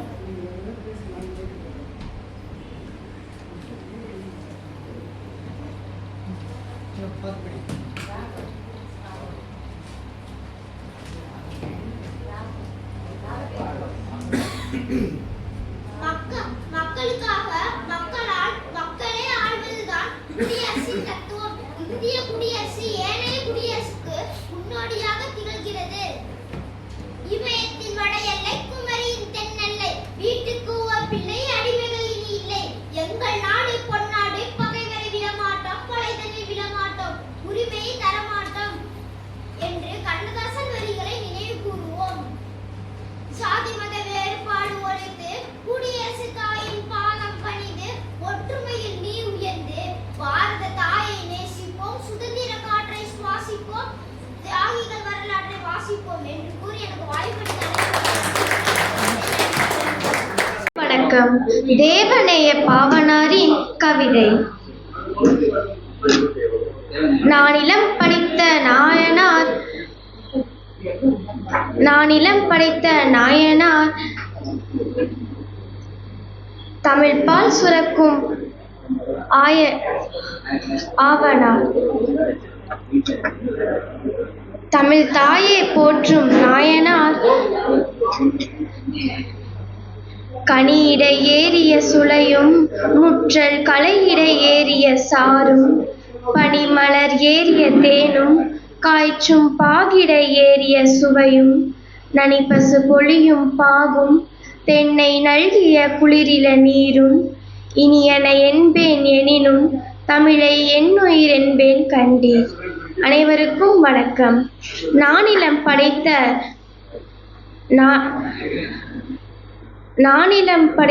நாயனார்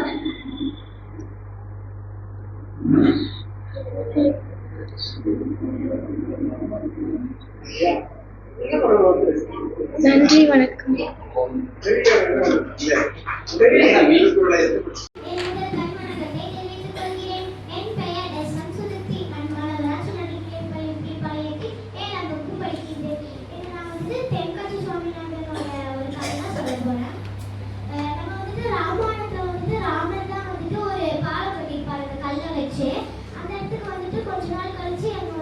அர்ஜுனன் போறாரு.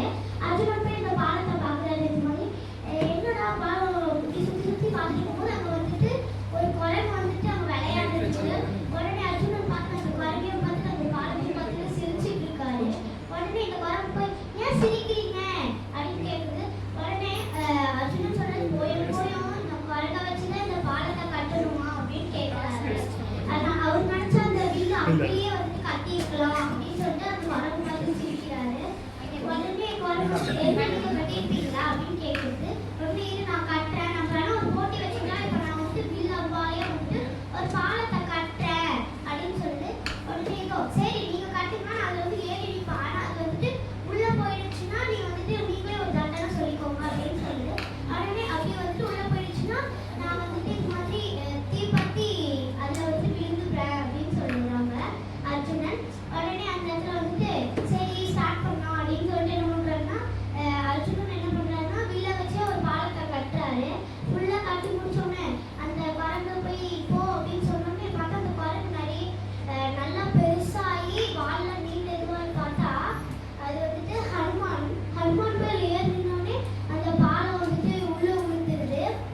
உடனே என்ன பண்றாருன்னா சரி இந்த குரங்கு கிட்டே போய் நம்ம இப்படி தோத்து போயிட்டோம், சரி நம்ம போய் நம்ம தோத்துட்டோம், நம்ம அவர் சொல்ற மாதிரியே பண்ணணும் அப்படின்ட்டு தீ கொளுத்தி 3 சுத்திட்டு இருக்காங்க. உடனே அவர் கரெக்டா விழுகு போகும்போது அங்க வந்துட்டு கிருஷ்ணர் வராரு.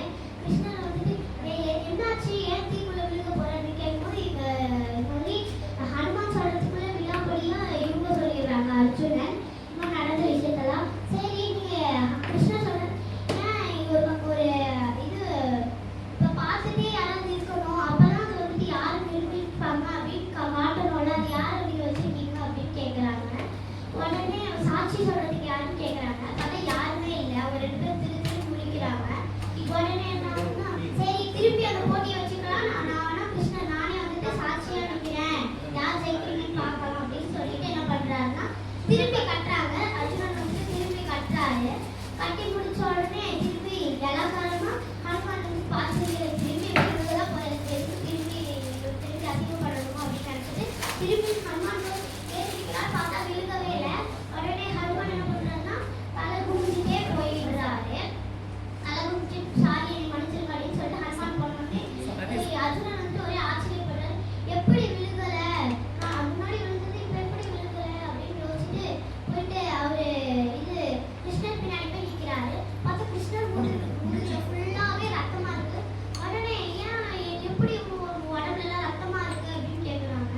அதுவெல்லாம் எப்படி பாவம் விழுகல அப்படின்னு கேட்கும்போது சொல்றாரு, நான் தான் அதை வச்சுட்டு தாங்கி பிடிச்சிட்டு இருந்தேன். இப்போ வந்துட்டு ஒருத்தங்க வந்துட்டு ஹெட்மேட்டா இருக்கக்கூடாது, எதுவா இருந்தாலும் சரி ஹெட்மேட்டா இருந்தாலும் காரியத்தை வந்து எதுவுமே நிச்சயமா இதே ஆகும், ஒரு வெற்றியே பெற முடியாது அப்படின்னு சொல்றாங்க. என்னுடைய முத்தான முதற்கண் வணக்கத்தை தெரிவித்துக் கொள்கிறேன். இன்னைக்கு வந்து எனக்கும் கம்பனில் என்னை கவர்ந்த பாடல் தான் வந்து தலைப்பு. நான் வந்து இந்த பாடலை வந்து ஒரு 8 வருஷத்துக்கு முன்னாடி ஒரு காம்படிஷனுக்காக படித்தேன் ஸ்கூலில் அப்போ. ஆனால் இப்போ வரைக்கும் எனக்கு வந்து அது ரொம்ப நல்ல ஞாபகம் இருக்கு. எனக்கு ரொம்ப பிடிச்ச பாடல் இது. முதல்ல வந்து எங்கே வந்து இந்த பாடல் சொல்லப்படுது, யாருனால சொல்லப்படுது அப்படின்னு பார்ப்போம். தாத்தா சொன்ன மாதிரி வீடணன் வந்து ராமர் கட்சியில சேர்ந்துட்டாரு இல்லையா. அப்ப வந்து வீடணன் வந்து அவங்க அண்ணா அவங்க அண்ணா வந்து ரொம்ப கெட்டவர் அப்படின்னு தெரிஞ்சு ராமருடைய கட்சியில சேரக்கு போகும்போது எல்லாருமே அங்க இருக்கிற யாருக்குமே வந்து அதுல விருப்பமே இல்லை. அது எப்படி வந்து இவங்க அண்ணா ராவனுடைய யுத்தம் வந்து ஆரம்பிச்சதுக்கு அப்புறமா ஒருத்தன் வந்து இன்னொரு கட்சியில சேரணும்னு வரானே, இவன் எப்படி நம்புறது அப்படின்னு எல்லாருமே நினைக்கிறாங்க. அப்ப வந்து ராமர் வந்து ஓட் போலிங் வைக்கிறாருன்னு வச்சுக்கோங்க. எத்தனை பேர் வந்து சேர்த்திக்கலாம்னு சொல்றீங்க, சேர்த்த வேணாம்னு சொல்றீங்க அப்படின்னு ஓட்டு எடுக்கிறாரு. அப்ப வந்து எல்லாருமே அங்க வந்து அந்த ஜாம்பவான், கரடி, லக்குவன் எல்லாருமே இருக்காங்க. அப்ப வந்து யாருமே வந்து இவனை வந்து நம்ம கட்சியில சேர்த்திக்க கூடாது, தன்னுடைய அண்ணனுடைய போர் நடந்துட்டு இருக்கும் போது ஒருத்தன் இன்னொரு கட்சிக்கு வரானா அவன் கண்டிப்பா நல்லவனா இருக்க முடியாது அப்படின்னு சொல்லிடுறாங்க. எல்லாருமே சேர்த்திக்க கூடாதுன்னு சொல்றாங்க. அனுமன் மட்டும் ஒரு ஓரமா கையை கட்டி வாயை பொத்தி நின்றுட்டு இருந்தாராம். அப்ப வந்து ராமர் போய் அனுமன்ட்ட கேட்கிறாரு, நீ என்ன சொல்ற, இவனை சேர்த்திக்கலாமா வேணாமா அப்படின்னு கேட்கும்போது அனுமன் சொன்னாராம், நீங்கெல்லாம் வந்து நான் மட்டும்தான் சீதா பிராட்டிய தேடி வந்து போனேன். அப்ப வந்து நான் இவனுடைய மாளிகையை பார்த்தேன். இவனுடைய மாளிகை மட்டும்தான் ரொம்ப ஒரு பாசிட்டிவ் எனர்ஜியா எப்பவுமே வந்து தெய்வத்துக்கு பூஜை பண்ணிட்டு ரொம்ப நறுமணமுடைய பொருட்கள் சூழ்ந்து இவனுடைய மாளிகை மட்டும்தான் ரொம்ப நல்லா இருந்துச்சு. அது மட்டும் இல்லாம இவன் ரொம்ப நல்லவனா எனக்கு தெரிஞ்சான், கண்டிப்பா இவனை வந்து நம்ம கட்சியில சேர்த்திக்கலாம் அப்படின்னு வந்து அனுமன் சொல்றாரு. ஆனாலும் கூட அங்க இருக்கிற யாருக்குமே வந்து அதுல விருப்பமே இல்லை. அப்பதான் வந்து ராமன் வந்து ஒரு பாடல் சொன்னாராம், பேடையை பிடித்து தன்னை பிடிக்க வந்தடைந்த பேதை வேடனுக்கு உதவி செய்து விறகிடை வெந்தி மூட்டி பாடொரு பசியை நோக்கி தன்னுடல் கொடுத்த பைம்புள் வீடு பெற்றுயர்ந்த வார்த்தை வேதத்தின் விழுமியதன்றோ அப்படின்னு ராமன் வந்து சொல்றாரு அங்க இருக்கிற எல்லாத்துக்கிட்டையும். இந்த பாடலுடைய பொருள் என்னன்னா, ஒரு காட்டுல வந்து ஒரு ஆண் புறாவும் பெண் புறாவும் கூடு கட்டி குடும்பம் நடத்தி வராங்க. ரொம்ப மகிழ்ச்சியா வாழ்ந்துட்டு இருக்காங்க. தினமுமே காலையில 6 மணிக்கு 2 பேரும் உணவு தேடி போயிட்டு சாயங்காலம் ஆனோடனே திரும்பி கூட்டுக்கு வந்து அடைஞ்சிரும் ஆண் புறாவும் பெண் புறாவும். ஒரு நாள் வந்து அந்த பெண் புறாவை மட்டும் சாயங்காலம் வந்து கூட்டுக்கு திரும்பவே இல்லை. ஆண் புறாக்கு வந்து ரொம்ப கவலையா போயிருது, என்னடா இவ்வளோ எப்பவுமே 6 மணிக்கு வந்து கூட்டுல அடைஞ்சிருவாங்க 2 பேருமே, ஆனா இன்னும் காணோமே அப்படின்னு வந்து ஆண் புறா வந்து தேடிட்டே இருக்கு. அப்பதான் அந்த காட்டுல வந்து ஒரு வேடன் வந்து அந்த காட்டுக்குள்ள வந்து உணவு தேடிட்டு இருக்கான். அவனுக்கு வந்து பயங்கரமான பசி, அவன் வந்து உணவு தேடிட்டு இருக்கான். அப்ப வந்து அவனுடைய வலையில வந்து அந்த பெண் புறா சிக்கிடுது. அப்ப வந்து அந்த வேடன் வந்து கொஞ்ச தூரம் நடந்து வந்துட்டு அந்த ஆண் புறாவும் பெண் புறாவும் எந்த ஆலமரத்துல வந்து கூடு கட்டி வாழ்ந்துட்டு வராங்களோ அதே ஆலமரத்துக்கு அடியில அவன் வந்து ஓய்வெடுக்கணும் அப்படின்னு வந்து உட்கார்ந்துருக்கான். அவனுடைய வலையில வந்து அந்த பெண் புறா இருக்கு. மேல இருந்து அந்த ஆண் புறா பாக்குது, வேடனுடைய வலையில தான் பெண் புறா இருக்கு அப்படிங்கிறது அந்த ஆண் புறாக்கு தெரிஞ்சிருது. தெரிஞ்சோன்னே அந்த ஆண் புறாவும் வருது. அப்ப அந்த வேடனுக்கு வந்து ஒரே குளிர், அவனால குளிர் தாங்க முடியாம இருக்கான். அப்ப அந்த பெண் புறா வந்து ஆண் புறாவை பார்த்து சொல்லிச்சான், இந்த வேடன் வந்து நம்ம வீட்டுக்கு வந்த விருந்தாளி, ஆனா அவங்க கூடு கட்டி இருக்கிற மரத்துக்கு கீழே தானே அந்த வேடன் வந்து ஓய்வு எடுத்துட்டு இருக்கான். இந்த வேடன் வந்து நம்ம வீட்டுக்கு வந்த விருந்தாளி, அவருக்கு ரொம்ப குளிரா இருக்கு, நீங்க வந்து ஒரு குளிர் காயறதுக்காக நீங்க ஏதாவது பண்ணுங்க அப்படின்னு சொல்லும்போது அந்த ஆண் புறா வந்து பக்கத்துல இருக்க அந்த சுள்ளி குச்சிகள் எல்லாத்தையும் எடுத்துட்டு வந்து போட்டு ஒரு தீ கங்கையும் போட்டு அந்த வேடன் வந்து குளிர் காயறதுக்காக அது வந்து அந்த மாதிரி பண்ணுச்சான். அந்த வேடனும் வந்து குளிர் காய்ஞ்சு முடிச்சுட்டான். ஆனா மெயின் பிரச்சனை என்னன்னா வந்து மிகுந்த பசியில வந்து இருக்கான் அந்த வேடன். அதுதான் அதனாலதான் அவன் பெண் புறாவையே தன்னுடைய வலையில பிடிச்சான் இல்லையா. அதுக்கப்புறம் அந்த பெண் புறா சொல்லுது, நான் வந்து அவர் குளிர் காயறதுக்கு வந்து ஒரு வழி பண்ண சொன்னேன், நீங்க பண்ணிட்டீங்க, ஆனா அவர் வந்து ரொம்ப மிகுந்த பசியோட இருக்காரு, நம்ம வீட்டுக்கு வந்த விருந்தாளிக்கு அவரோட பசி ஆட்டுறதுக்கும் நீங்க ஏதாவது பண்ணுங்க அப்படின்னு சொல்லும்போது அந்த ஆண் புறா கிட்ட வந்து எதுவுமே இல்லை, என்ன சாப்பிடுறதுக்கு கொடுக்கறதுன்னே தெரியல. அப்ப அந்த ஆண் புறா வந்து வேடனை பார்த்து சொல்லிச்சான், நீங்க வந்து எங்க வீட்டுக்கு விருந்தாளியா வந்திருக்கீங்க, ஆனா எங்க வீட்டுல வந்து உங்களுக்கு வந்து உணவு கொடுக்கறதுக்கு எதுவுமே இல்ல, நான் வந்து இந்த தீயில விழுந்து இறந்து போயிடுறேன், என்னுடைய மாமிசத்தை உண்டு நீங்க வந்து உங்களுடைய பசி ஆத்துக்கோங்க அப்படின்னு வந்து அந்த ஆண் புறா சொல்லுது. சொல்லிட்டு அடுத்த செகண்டே வந்து அந்த தீயில விழுந்து அந்த ஆண் புறா வந்து இறந்துருது. அதுக்கப்புறம் அது இறந்தோன்னா அந்த வேடனுக்கு என்ன பண்றதுன்னே தெரியல. அவன் வந்து ரொம்ப ஒரு மாதிரி ஆயிட்டு அந்த பெண் புறாவை வந்து விடுதலை பண்ணிடுறான். அந்த பெண் புறாவும் வெளியே வந்துட்டு அந்த வேடனை பார்த்துட்டு, நான் வந்து என்னுடைய கணவரை விட்டு ஒரு நிமிஷம் கூட இருந்ததே கிடையாது, உங்களுக்கு வந்து என்னுடைய கணவருடைய மாமிசம் மட்டும் பத்தாது, அதனால நானும் இந்த தீயில விழுந்து இறந்து போயிடுறேன், என்னோட மாமிசத்தையும் உண்டு உங்களோட பசி ஆத்திக்கோங்க அப்படின்னு சொல்லி அதுவும் அந்த வேடன் வந்து ஒரு செகண்ட் கூட யோசிக்கிறதுக்கு கூட டைம் கொடுக்காம உடனே அந்த பெண் புறாவும் வந்து விழுந்து இறந்துருது அந்த தீயில. அதனால வந்து இந்த கதையை சொல்லி தான் வந்து ராமர் வந்து எல்லாத்துக்குமே வந்து சொன்னாராம். இந்த மாதிரி அஞ்சறிவு இருக்கிற பறவைங்களே தன்னுடைய வீட்டுக்கு விருந்தாளின்னு ஒருத்தன் வந்தானா தன்னுடைய உயிரையே மாய்த்து அவங்களுக்கு வந்து உணவு உபதேசம் பண்றாங்க அப்படின்னா நமக்குலாம் 6 அறிவு இருக்குல்ல. ஒருத்தன் வந்து என்கிட்ட வந்து சரணாகதி அடைஞ்சானா கண்டிப்பா நான் வந்து அவனுக்கு சரணாகதி கொடுப்பேன் அப்படின்னு சொல்லி சொன்ன பாடல் தான் இது. இதுதான் கம்பராமாயணத்துல என்னை மிகவும் கவர்ந்த பாடல். வாய்ப்பளித்தமைக்கு நன்றி பாராட்டி விடைபெறுகிறேன். நன்றி. என் பூமித்தாயின் புதல்வர்களுக்கு கோவை உறவாடையும் ராஜரத்தினம் உங்களுக்காக மட்டும் உறவாடி மகிழ்கின்றேன். நான் இப்பொழுது ஒரு திருமந்திர செயல் வந்து குரு 4வது அதிகாரம் குரு பாரம்பரியம் என்ற தலைப்பில் இருப்பது.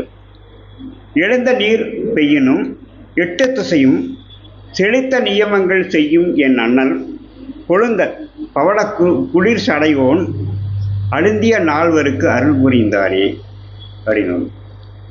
இதில் வந்து இந்த செய்யலை வந்து நாம் ஒரு மனிதருக்காக நான் ஒப்பிடத்தான் வேண்டும். யார் அவர் என்றால் காட்சிக்கு எளியன் கடுஞ்சொல்லன் அல்லேன் மீக்கூறும் மன்னன் நிலம் என்ற திருக்குறளுக்கு ஒப்பானவர் அவர். அதாவது உறவுக்காக வாழ்ந்தார், மலர்களானார். ஊருக்காக வாழ்ந்தார், அவர் சிலையானார். ஆம், என் அப்துல் கலாம் ஐயா அவர்களே, நான் இன்னைக்கு வரை பார்க்குறேன். எழுந்து நீர் பெய்யணும். காலையில் எழுந்திரிச்சு சொன்னால் குளிப்பாங்க, எல்லாமே எல்லாரும் செய்ய வேண்டிய வேலை செய்வாங்க. 8 திசையும் எல்லா திசைகளிலும் தன் பணியை திறம்பட செய்தவர். புரியுங்களா? அர்ப்பணிப்பு மனோபாவத்தோடு செய்தவர். முதலில் அவர் விமானியாகத்தான் ஆசைப்பட்டார். விமானத்து தொழிற்சாலையிலே பணிபுரிந்தார். பிறகு அணுவியல் துறை, விண்வெளித்துறை, பாதுகாப்புத்துறை இவர் வசம் வந்தது. இவர் உழைப்புக்காக தந்த பரிசுகள் மலர்கள் என்றே நாம் சொல்லலாம். அப்போ செலுத்த நியமங்கள் செய்யும் அண்ணல் பாருங்க, இது என்ன காக்குறாருன்னா, இவர் ஜனாதிபதியாக இருந்தபோது ஒரு சின்ன நிகழ்வு நடந்துச்சு பாருங்க. ஒரு பெண் இடத்துலேருந்து துறையூர் என்ற ஊரிலிருந்து ஒரு பெண்ணுக்கு செய்தி வருது. ஐயா, நான் படிச்சிருக்கேன், நல்ல முறையில் படிச்சிருக்கேன். என்னை வந்து ஒரு 48 வயது என் தாய்மாவனுக்கு திருமணம் செய்து வைத்து முயற்சிக்கிறாங்க அப்படின்னு. 5 மணி 6 மணிக்குள்ள அந்த மாவட்டத்தின் இதாக இருந்த கலிகமூர்த்திக்கு ஃபோன் வருது. ஏங்க ஏதாவது செய்யலாம் அல்லவா அப்படின்னு.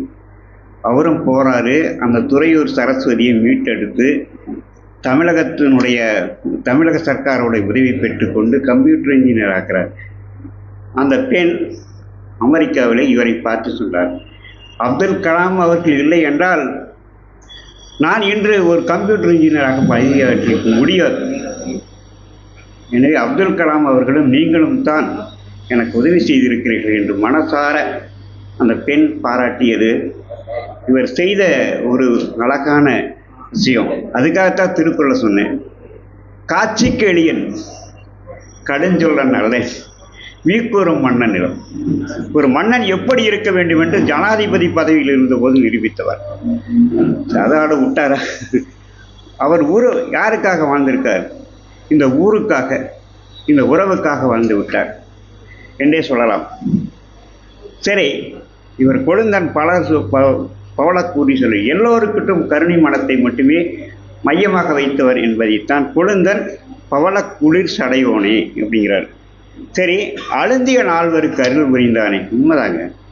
எப்படின்னா 4 துறை, ஒரு துறை இல்லை, விமானத்துறை, அதுக்கடுத்து அணுவியல் துறை, சரி, அதுக்கடுத்து விண்வெளித்துறை, வான்வெளித்துறை, தன்னை எத்தனையிலும் அர்ப்பணிப்பு சுபாவத்தோடு தனக்கு அருள் புரிந்தவர். அதோடு விட்டாரா? தன் குழந்தை இவருக்கு இவங்க அண்ணா பாருங்க, இவங்க எப்படி நடந்திருக்காங்க, அண்ணன் தம்பி எப்படி ஒற்றுமைன்னு பாருங்க. இப்போ நீ ஊராக சுற்றிட்டு இருக்க, என்ன பண்ண போற? நீ வயசான காலத்தில் உனக்கும் வயசாகு, உனக்கு ஒரு வீடு வேணும் இல்லையா? உனக்கு ஒரு வீட்டை வாங்க கொடுக்குறேன்னு எழுதி வைக்கிறாரு. இவர் சொல்கிறாரு, அண்ணா பசங்களை கூப்பிட்டு, எனக்கு எதுக்குப்பா வீடு? இந்த நாட்டு மக்கள் எனக்கு சேவைக்கு உரிய மரியாதை கொடுப்பாங்க. எனவே இந்த வீட்டை விற்றுக்குங்க, நீங்கள் என்ன பண்ணாலும் சரி அந்த வீட்டை விற்றுட்டு அதுக்குரிய வர காசை வச்சு நீங்கள் எல்லோரும் பகிர்ந்து கொள்ளுங்கள் என்று சொல்லுகிறார். இவர் சொல்லி போட்டு போன ஒரு குறிப்பிட்ட நாளிலேயே இவர் இறந்துட்டார். இவங்க அண்ணன் குடும்ப குழந்தைகள் எல்லாமே என்ன முடிவு பண்ணாங்கன்னா, ஏன் இவருடைய விருதுகளை எல்லாம் ஒரு இடத்தில் வைத்துக்கொண்டு நாம் ஏன் அவருக்கு நினைவிடமாக வைத்து இதை செய்துவிட்டு நாம் அதில் வர வருமானத்தை வைத்து அன்னதானம் பண்ணக்கூடாது? பாருங்கள், அண்ணன் தம்பிக்குள்ள ஒரு போட்டி இல்லை, பொறாமை இல்லை, எதுவுமே இல்லை, அவ்வளோ ஒற்றுமை. அந்த ஒற்றுமையை நான் பார்த்து நான் வியந்தே போனேன். இதுதான் இந்த குடும்பம் என்றால் என்ன. முதலில் அவங்க அம்மா அப்பாவுக்கு அண்ணன் மகனாக இருந்திருக்காரு, பிறகு அண்ணனுக்கும் அன்னிக்கும் மகனாக இருந்திருக்காரு. குழந்தைகளை இதை நீங்கள் நல்லா கவனிக்கணும். பாசம்னா என்ன அப்படி அந்த பாசத்தோடு செய்தவர் எல்லோருக்கும் நிறைவாக வாழ்ந்திருக்கிறார். அதனால் நாம் அவரை குருவாக நினைக்க வேண்டும். நாம் எப்படி வாழ வேண்டும், எப்படி வாழ்ந்தால் நமக்கு நன்மை கிடைக்கும் என்று நாம் தெரிந்து கொள்வதற்காக வாழ்க்கையை நடத்தி காட்டிய அப்துல் கலாம் இன்று ராமேஸ்வரத்தில் ஒரு நினைவிடமாக இருக்கிறார். அது மட்டும் இல்லைங்க, நீங்கள் பார்த்தீங்கன்னா அவருடைய வீடம் எங்கேயும் இல்லைங்க, அந்த ஓஎஸ் கார்டன் அந்த இது அவர் நினைவிடத்துலேருந்து நேராக தெற்க போனீங்கன்னா ஒரு 3 மைல் நடக்க வேண்டி வரும். அங்கே போனீங்கன்னா அவருடைய வீடு இருக்கும். அந்த வீட்லேயும் கூட அவர் பெற்ற விருதுகள் எல்லாமே இருக்குது. அதை வைத்துக்கொண்டு அன்னதானம் பண்ணி கொண்டு இருக்கிறார்கள். இப்படி ஒரு ஒற்றுமையான குடும்பத்தை, ஒற்றுமையான சமூகத்தை படைத்திருக்கிற அவருடைய உழைப்பின் வழி, அருளாதார வழி, பொருளாதார வழிகளில் என சொல்லிக்கொண்டு நன்றியுடன் விடைகிறேன். தலைவர் மருத்துவர் ஐயா அவர்களுக்கும் மற்றும் குழுமையுள்ள இலக்கிய ஆர்வலர்களுக்கும் வணக்கத்தையும் நன்றியை தெரிவித்துக் கொள்கிறேன். புலவர் மாரப்பன் ஐயா அவர்கள் தன்னுடைய காதல் அனுபவங்களை பகிர்ந்து கொண்டார். 85 வயதில் அவர் காதல் அனுபவங்களை பகிர்ந்து கொண்டதால் நன்றி தெரிவித்துக் கொள்கிறேன். அவரை விட நான் இழைத்தவன் அல்ல, சளைத்தவன் அல்ல. 20 வயதுதான், அவரை விட 20 வயது இளையவன் என்பதால் எனக்கும் காதல் கவிதை பேசுவதற்கு உண்மை உண்டு. ஒரே ஒரு காதல் கவிதை மட்டும் சொல்லி விடுகிறேன். கண்ணே உன் கண்கள் என சிக்கிமுக்கி கற்கலாம், கண்ணே உன் கண்கள் என சிக்கிமுக்கி கற்கலாம், அதை பார்த்ததும் என் இதயம் தீப்பற்றிக் கொள்கிறது.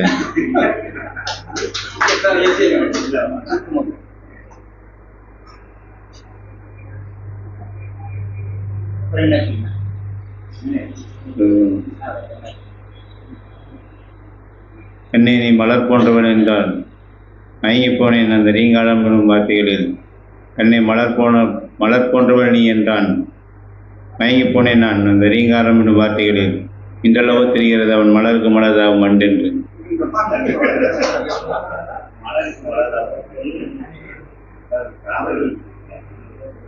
கண்ணே எனக்கு பசி எடுத்து பல நாட்கள் ஆயிற்று, உன் கையால் உண்டு அதை செரிக்கலையோ.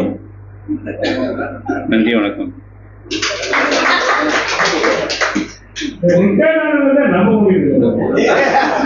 தார்மீகம் மீறுவது அல்ல என்பது என் தாழ்மையான கருத்தாகும். இங்கு கூடியிருக்கும் அவையோரே சபையோராக மாறி போயிற்று. ஏனென்றால் அத்தனை பேரும் தமிழ் சுவைக்கக்கூடிய சுவைஞர்களாக மாறிவிட்டீர்கள் என்பதில் எனக்கு மிகுந்த மகிழ்ச்சி.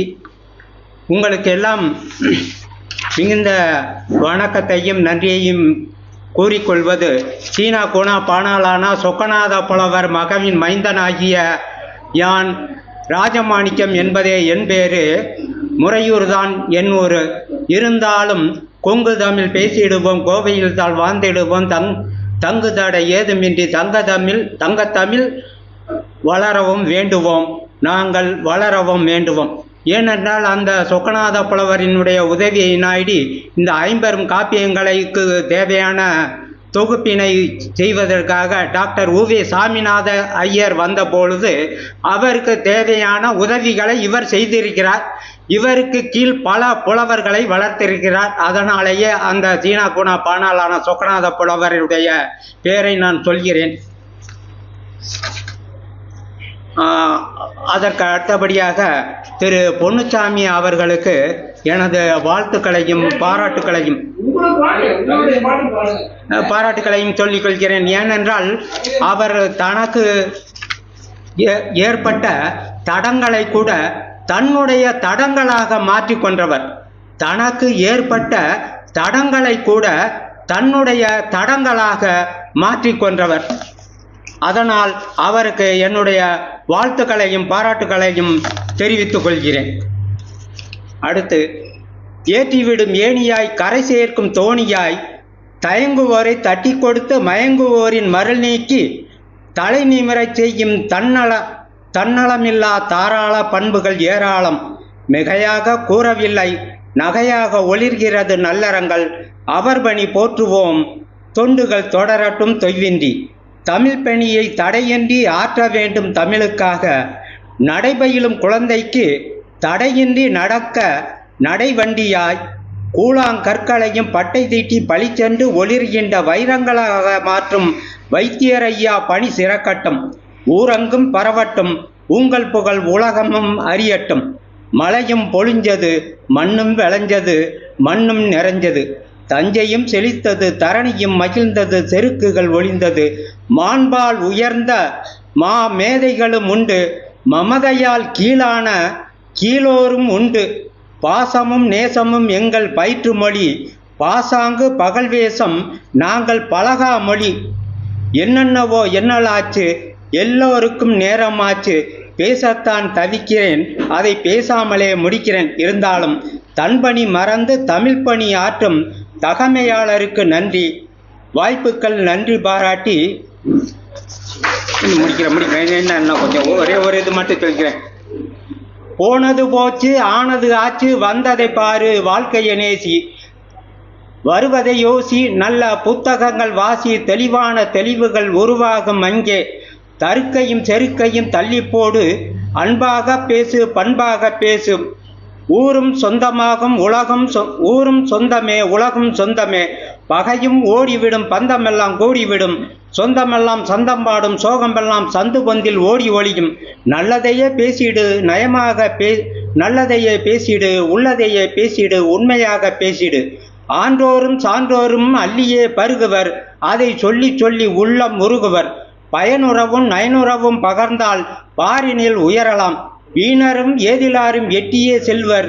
பழிப்போரும் இழிப்போரும் இருக்குமிடம் தெரியாது. பகையை வெல்லுவோம் பாரில் உயர்வோம். உழைத்தியை பிழைப்போம் உறுதியாக இருப்போம். அளவாக பேசு அழகு தமிழில் பேசு. தேனூரும் சொல்லெடுத்து வியக்கும் வண்ணம் விளம்பிடு. நாம் மறையலாம் ஓர் நாள் நம் தமிழ் செந்தமிழ். பாரும் பருதியும் உள்ளம் வரை வாழும். தென்றலாக வீசுங்கள் வார்த்தைகளை. தெவிட்டாத தேன்மொழிகள் தெளிவாக முழங்குங்கள். அல்லாமல் குறையாது கில்லாமல் வலிக்காது சொல்லாமல் பிறவாது சொன்ன சொல் மறையாது. உடலின்றி உயிரில்லை காற்றின்றி நெருப்பில்லை நெருப்பின்றி புகையில்லை நீரின்றி பயிரில்லை ஆதவனின்றி அகிலமுமில்லை. எடுத்தறிந்து பேசுவது பண்புமில்லை.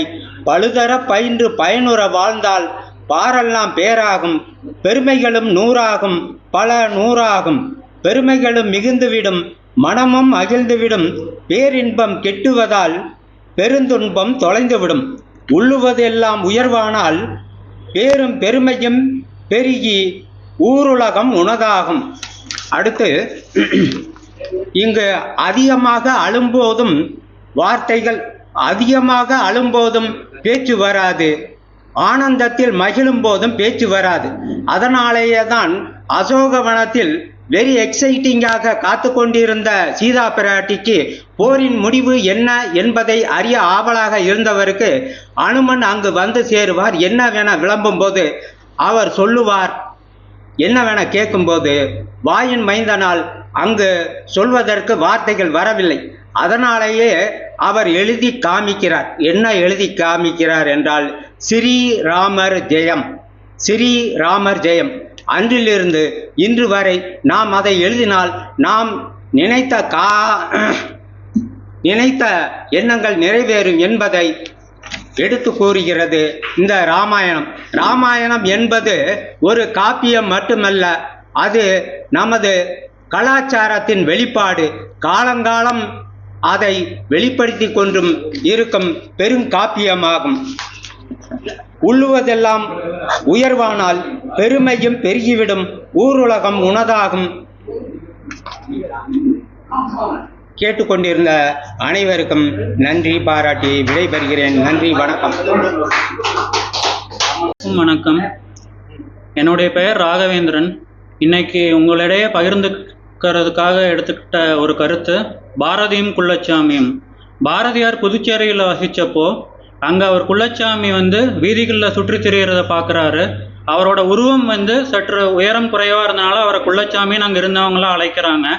அவர் ஒரு உண்மத்த நிலையில் அங்கே சுற்றி திரிகிறாரு. ஆனால் பாரதிக்குள்ள தனக்கான ஒரு குருவோட தேடல் இருந்தனால அந்த உண்மத்த நிலையில் சுற்றி திரிந்த அந்த குள்ளச்சாமி ஒரு உன்னதமானவராக இருப்பாருன்னு பாரதிக்கு தெரியுது. அந்த புதுச்சேரியோட வீதியில் அந்த குள்ளச்சாமி குழந்தைகளோட தான் அடிக்கடி சுற்றி திரிகிறாரு, நாய்கள் கூட விளையாடுறாரு. ஒரு பகல் பொழுதுல பாரதியார் திண்ணையில் உட்காந்து தன்னோட எழுத்து பணிகளை மேற்கொண்டுட்டு இருக்கும்போது அப்போ குள்ளச்சாமி மட்டும் அங்கே வராரு, பாரதியார் கிட்ட தென்படுறாரு. அந்த புதுச்சேரியில் அந்த வீதியில் இருந்த ஒரு பழைய வீட்டில் பாரதியார் குள்ளச்சாமியை பின்தொடர்ந்து போகிறாரு. குள்ளச்சாமியை பற்றி தெரிஞ்சுக்கணும் அப்படின்னு சொல்லி அங்கே குள்ளச்சாமி வசமாக பாரதியார்கிட்ட மாட்டிக்கிட்டாரு. இதை பிற்காலத்தில் பாரதியார் தன்னோட பாரதியார் கவிதைகளில் சுயசரிதம் பகுதியில் இவ்வாறு பதிவு செய்கிறாரு. பேசுவதில் பயனில்லை அப்படின்னு சொல்லி அந்த பதிவு ஆரம்பிக்குது. அதில் பாரதியார் குள்ளச்சாமி கிட்ட அவரோட கைகளை இறுகப்பற்றி நீங்கள் யாருன்னு சொல்லுங்க, எனக்கு தெரிஞ்சுக்கணும்னு சொல்லி கேட்குறாரு. சிக்கன பிடித்தேன் அப்படிங்கிற மாதிரி. பேசுவதில் பயனில்லை. அந்த குள்ளச்சாமி பாரதியார்கிட்ட பேசவே இல்லை. 3 பொருட்களை காமிக்கிறாரு. ஒரு குட்டிச்சுவர், சூரியன், கிணற்றுக்குள்ள தெரிகிற சூரியனோட நிழல். அது புரிந்ததா அப்படின்ட்டு தன்னோட கண்ணசைவினாலே பாரதியார்கிட்ட குள்ளச்சாமி கேட்குறாரு. பாரதியாரும் அதை மௌனத்திலே சைகையிலே புரிஞ்சது அப்படின்னு சந்தோஷமா சொல்றாரு. குள்ளச்சாமி விடை பெற்று செல்றாரு. இதை பாரதியார் இப்படி பதிவிடுறாரு. பரமயோகி ஒக்கத்தன் அருள் விழியால் என்னை நோக்கி ஒரு குட்டிச்சுவர் காட்டி பருதி காட்டி அக்கணமே கிணற்றுக்குள் அதன் பிம்பம் காட்டி அரிதுகளோ எனக் கேட்டான், அறிந்தேன் என்றேன், அவனும் மகிழ்வுற்று திரும்பினான் அப்படின்னு பாரதியார் இதை பதிவு செய்யறாரு. அது பாரதியார் தன்னோட குரு கிட்ட இருந்து தனக்கு கிடைச்ச உபதேசமா அதை பார்க்குறாரு. அது என்னங்கிறத ரொம்ப சுருக்கமா இந்த 3 உபதேசங்களை இங்கே பகிர்ந்துக்கணும்னு நினைக்கிறேன். 1, வாசியை நீ கும்பத்தால் கட்டி மண் போல சுவர் போல வாழ வேண்டும். தேசுடைய பருதியுரு கிணற்றினுள் தெரிவது போல் உனக்குள் நீ சிவனை காண்பாய். இதுதான் இந்த 3 உபதேசங்கள். வாசியை நீ கும்பத்தால் கட்டி வாசியை நீ கும்பத்தால் வலிய கட்டி வாழ்வாய். அதாவது வாசி அப்படிங்கிறது நம்மளோட மூச்சு. நம்ம உயிர் வாழ்றது, சிந்தனை செய்யறது, செயல் செய்யறது, இது எல்லாத்துக்கும் ஆதாரமா இருக்கிறது நம்மளோட மூச்சு காற்று. அந்த மூச்சு காற்று அடங்கிருச்சு அப்படின்னா எல்லாமே அடங்கிரும். நம்மளோட மூச்சு இடது நாடியில் ஓடும்போது அதை சந்திரக்கலைனும், வலது நாடியில் ஓடும்போது அதை சூரிய கலைனும் சொல்லுவாங்க. 2 நாடிகள்லையுமே ஓடுறது தான் சுழுமுனைன்னு நம்ம சொல்லுவோம். சித்தர்கள் யோகிகள் இடது நாடியில் ஓடும்போது என்ன செயல்கள் செய்யணும், வலது நாடியில் அந்த சூரிய கலை ஓடும்போது என்ன செயல்கள் செய்யணுங்கிறத வகுத்து வச்சுருக்காங்க. ஆனால் அந்த 2 நாடியிலையுமே சுழுமுனை ஓடும்போது செய்யக்கூடிய ஒரே ஒரு செயல்ங்கிறது யோகம்தான். அதனால நம்மளோட அந்த ஆதாரமாக இருக்கக்கூடிய மூச்சை ஒரே சீராக நம்ம கட்டுப்படுத்தி வாழணும் அப்படிங்கிறது தான் முதல் உபதேசம். 2வது உபதேசம் மண் போல சுவர் போல வாழ்வாய். அந்த குட்டிச்சுவரை காமிச்சு பாரதியார் குள்ளச்சாமி சொல்கிறாரு. மண் அப்படிங்கிறது இயற்கையானது, சுவருங்கிறது மண்ணை குலைச்சி அதனால் செய்யப்பட்ட ஒரு பொருள், அது செயற்கையானது. சுவர் இன்னைக்கு இருக்கும், நாளைக்கு இடிஞ்சிரும். சுவர் இடிஞ்சாலுமே மண்ணாக தான் இருக்கும். மண் எப்பவுமே இருக்கும். மண்ணை அதோட தன்மையே என்ன அப்படின்னா அது பரவி இருக்கிறது தான். அதை நம்ம கூச்சி வச்சாலும் நாளடைவில் அதோட தன்மையான பரவி அது இருக்கதா செய்யும்.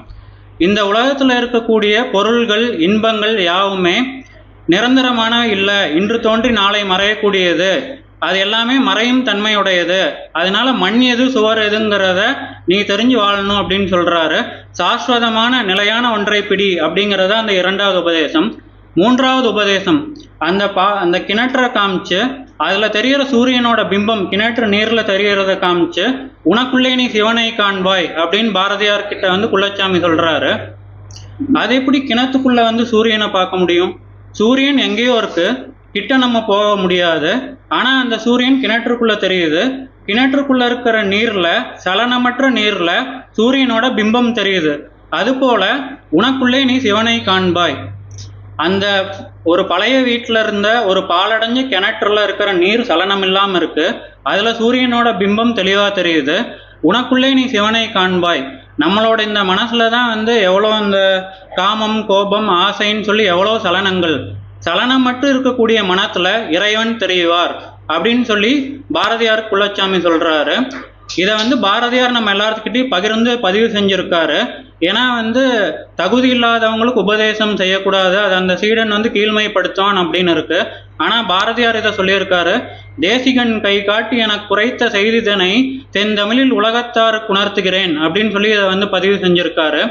இதெல்லாம் குள்ளச்சாமியே தெளிவா சொல்லிட்டு போயிருக்கலாமே, நம்ம எல்லாத்துக்குமே வந்து தெரிஞ்சிருக்குமே. ஆனா அவர் தெளிவா சொல்லல. அதை பாரதியார் நமக்கு சொல்லியிருக்காரு.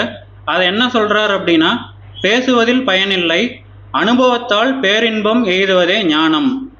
நன்றி, வணக்கம்.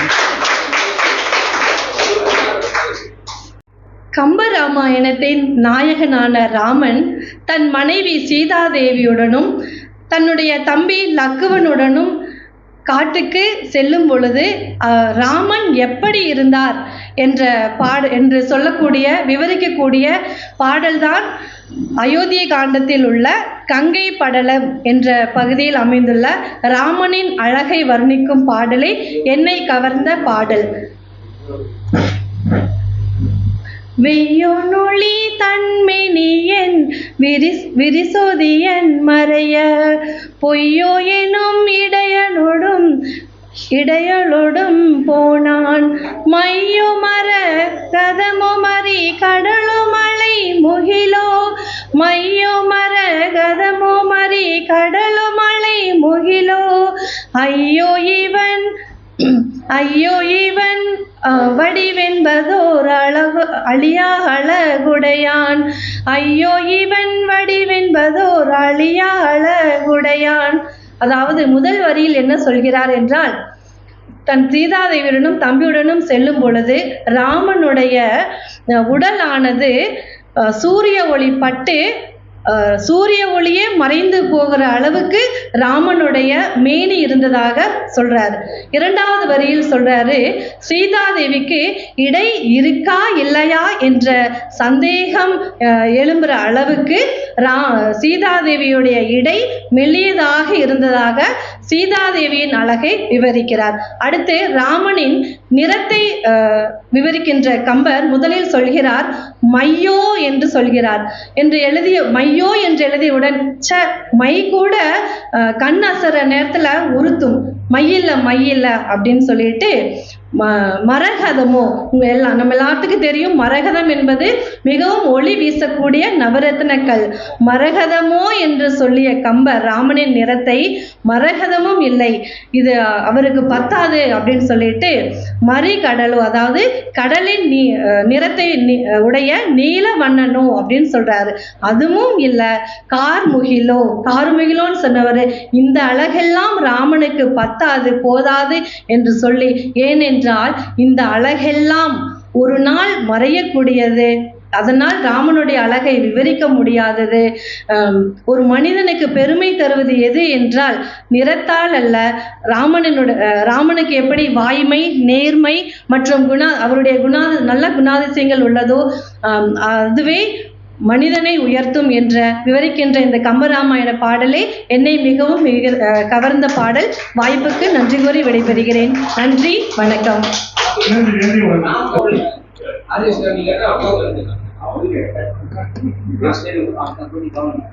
தேடிச்சோறு நிதம் தின்று பல சின்னஞ்சிறு கதைகள் பேசி மனம் வாடி துன்பமிகு உழன்று பிறர் வாட பல செயல்கள் செய்து நரைகூடி கிளப்பருவம் எய்தி கொடுங்கூற்று கிரையென பின் மாயும் பல வேடிக்கை மனிதரைப் போல் நான் வீழ்வேன் என்று நினைத்தாயோ? ராவணன் பத்தி ஒரு கவிதை. 10 தலை கொண்ட அரக்கன் அல்ல, 10 தலை கொண்ட அரக்கன் அல்ல, 10 கலைகளிலும் தலை சிறந்த அரசன். செங்கோலாட்சியை சிறப்போடு செய்த சிறப்பான மன்னன் ராவணன். ராவணன் பிறர்க்கில்லா அழகன் என பெயரில் பொருள் கொண்ட பேரழகன். சிவனே சித்தம் குளிர வைத்த சிவபித்தன்.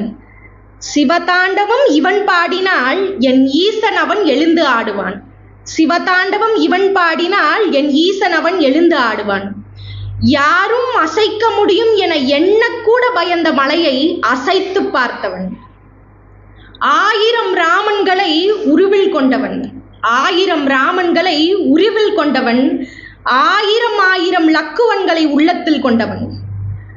களம் கண்டு வாள் பிடித்த இவன் கை வீணையை பிடிக்கும் போதெல்லாம் சரஸ்வதி சற்று திகைத்துத்தான் நிற்கிறாள். வடமொழிகளிலெல்லாம் அரக்கன் என பெயர் சூட்டப்பட்டவன் என் தாய்மொழி தமிழால் தலை சிறந்த அரசன் என்று அங்கீகரிக்கப்பட்டவன். ராவணனின் ராஜ்யத்தில் அழுகை என்றால் என்ன என்று யாருக்கும் தெரியாதாம். ராவணனின் ராஜ்யத்தில் அழுகை என்றால் என்னவென்று யாருக்கும் தெரியாதாம். ஆம், கவலை, துன்பம், கஷ்டம் என்று ஒன்று இருந்தால்தானே அழுகை என்று ஒன்று உள்ளது என்று ஊராருக்கு தெரியும். 4 வேதங்களையும் 6 சாஸ்திரங்களையும் கற்று தசமுகனாக தடம் பதித்தவன். உயர்ந்த பண்புகளின் உரிமையாளன். ஆம், பேரின் பொருளே பேருரிமை உடையவன் என கொண்டவன். பேரின் பொருளே பேருரிமை உடையவன் என கொண்டவன். அதனால் தானோ என்னவோ எல்லாவற்றிற்கும் உரிமை கொண்டாட ஆசைப்பட்டவன். அகங்காரத்தால் தான் அழிவு என்று தெரிந்தும் கூட அண்ணனாக கொந்தளித்தவன் சற்றே தடம் மாறிய சாணக்கியன். களம் கண்டால் நிலம் வீழ்வோம் என்று தெரிந்தும் கூட நேருக்கு நேர் போர் செய்த நேர்மையான மன்னன். அகங்காரம் ஒருவனை அழிக்கும் என்பதற்கு ராவணன் உதாரணமாக இருக்கலாம். அகங்காரம் என்பது ஒருவனை அழிக்கும் என்பதற்கு ராவணன் உதாரணமாக இருக்கலாம். ஆனால் சரியாக முறையாக இப்படித்தான் அரசாள வேண்டும் என்பதற்கு என்றுமே ராவணன் ஒரு ஆதாரம். ஆத்திகம் பேசும் அடியார்க்கெல்லாம் சிவனே அன்பாகும். நாத்திகம் பேசும் நல்லவர்க்கெல்லாம் அன்பே சிவமாகும். இறைவன் யாராக வேண்டுமானாலும் இருக்கட்டும், ஆட்கொள்வது அன்பாக மட்டும் இருக்க வேண்டும் என்று நல்லதொரு வாய்ப்பிற்கு நன்றி கூறி விடைபெறுகிறேன். நன்றி.